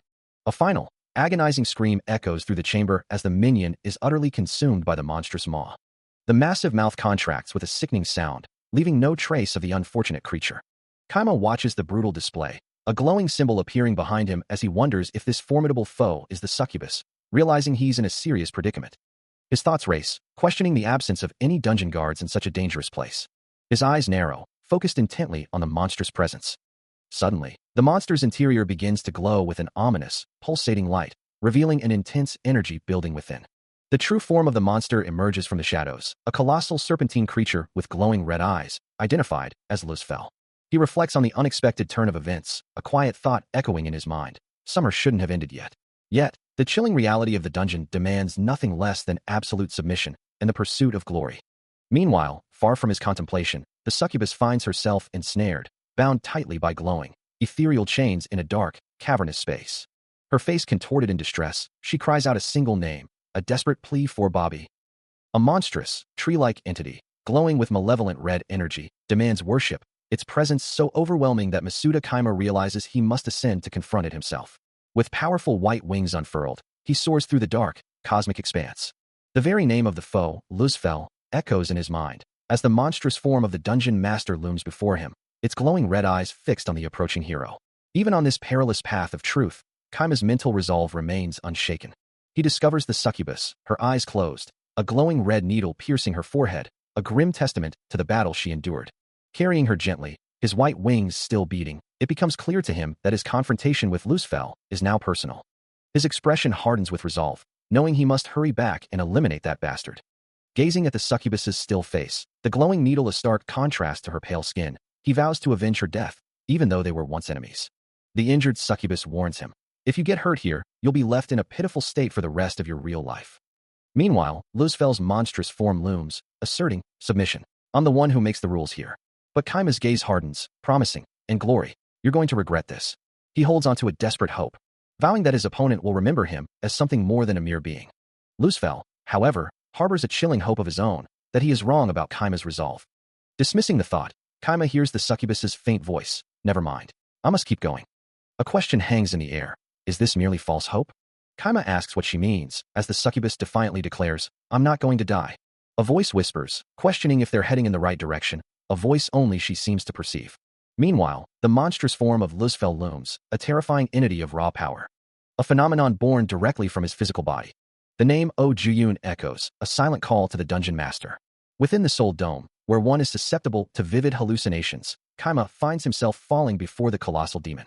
He reacts with a sharp gasp, the reality of his situation sinking in. The succubus, her expression grave, clarifies that everything they've witnessed and heard so far exists solely within the confines of this strange world. His gaze sharpens, a deep understanding dawning in his eyes. If there was something he could hear, yet she could also perceive it, then that could only mean one thing. The ethereal form of the succubus drifts amidst swirling red particles, her eyes glowing with an otherworldly light. She speaks, her voice echoing the unsettling truth that this phenomenon is not something to be ignored, a sentiment Kaima immediately affirms, before challenging her to reveal her intentions. Her eyes remain closed, a serene expression on her face as the red energy intensifies around her.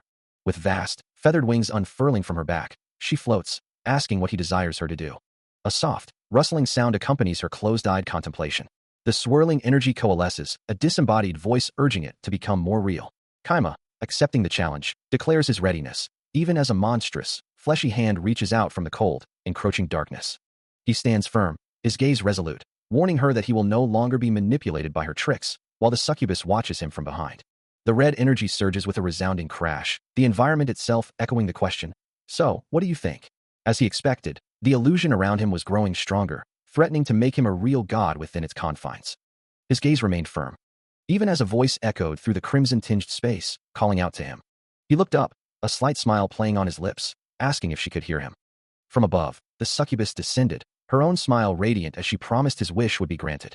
Embracing him from behind, her wings spread wide, she declared they would continue forward, just as he wished.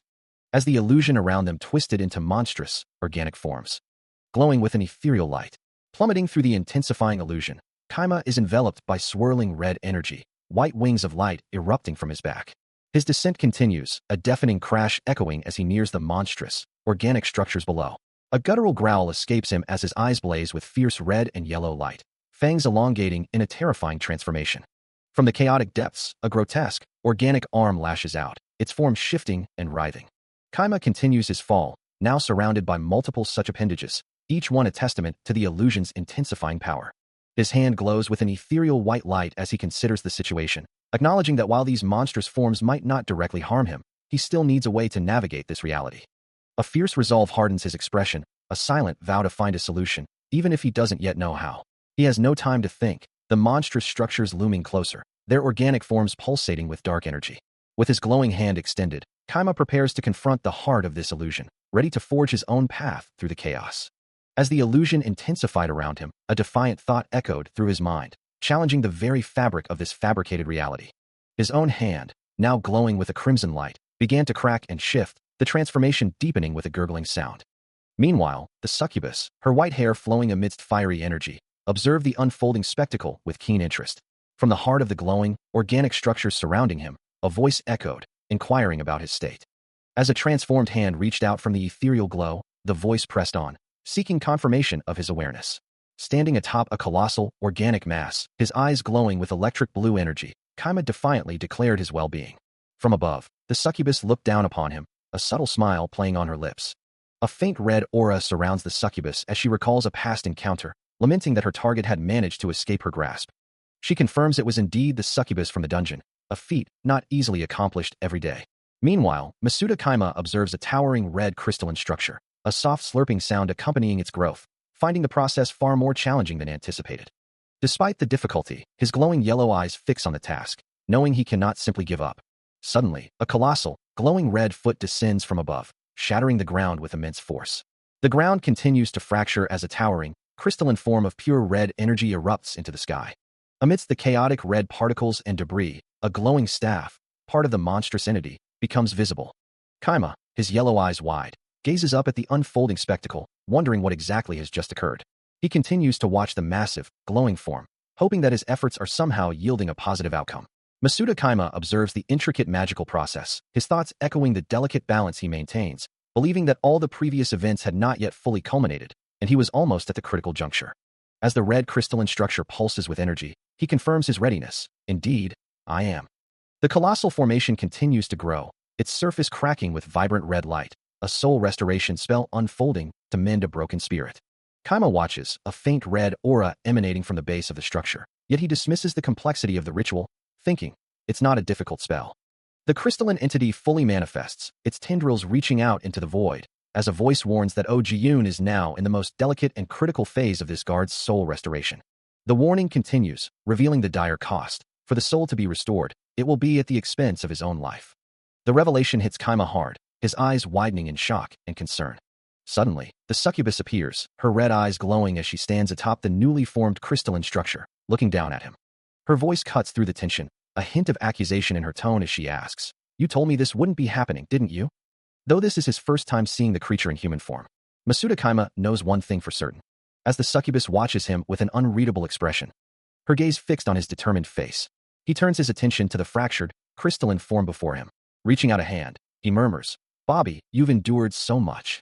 Standing on the fractured surface, he declares, "What I'm about to do will free you from Luzfel's control." As dark tendrils of magic begin to emanate from his hand, he adds, "The same goes for me as well." As the dark magic swirls, a crimson and black energy erupts, filling the space, and the succubus watches, her expression shifting to one of profound shock. From within the swirling chaos, a luminous, winged entity begins to manifest, causing her to gasp, "Wait a second." Her eyes widen in disbelief as she perceives its essence, muttering, "That soul, there's something weird." A golden light flares in her crimson eye, her perception sharpening to analyze the anomaly.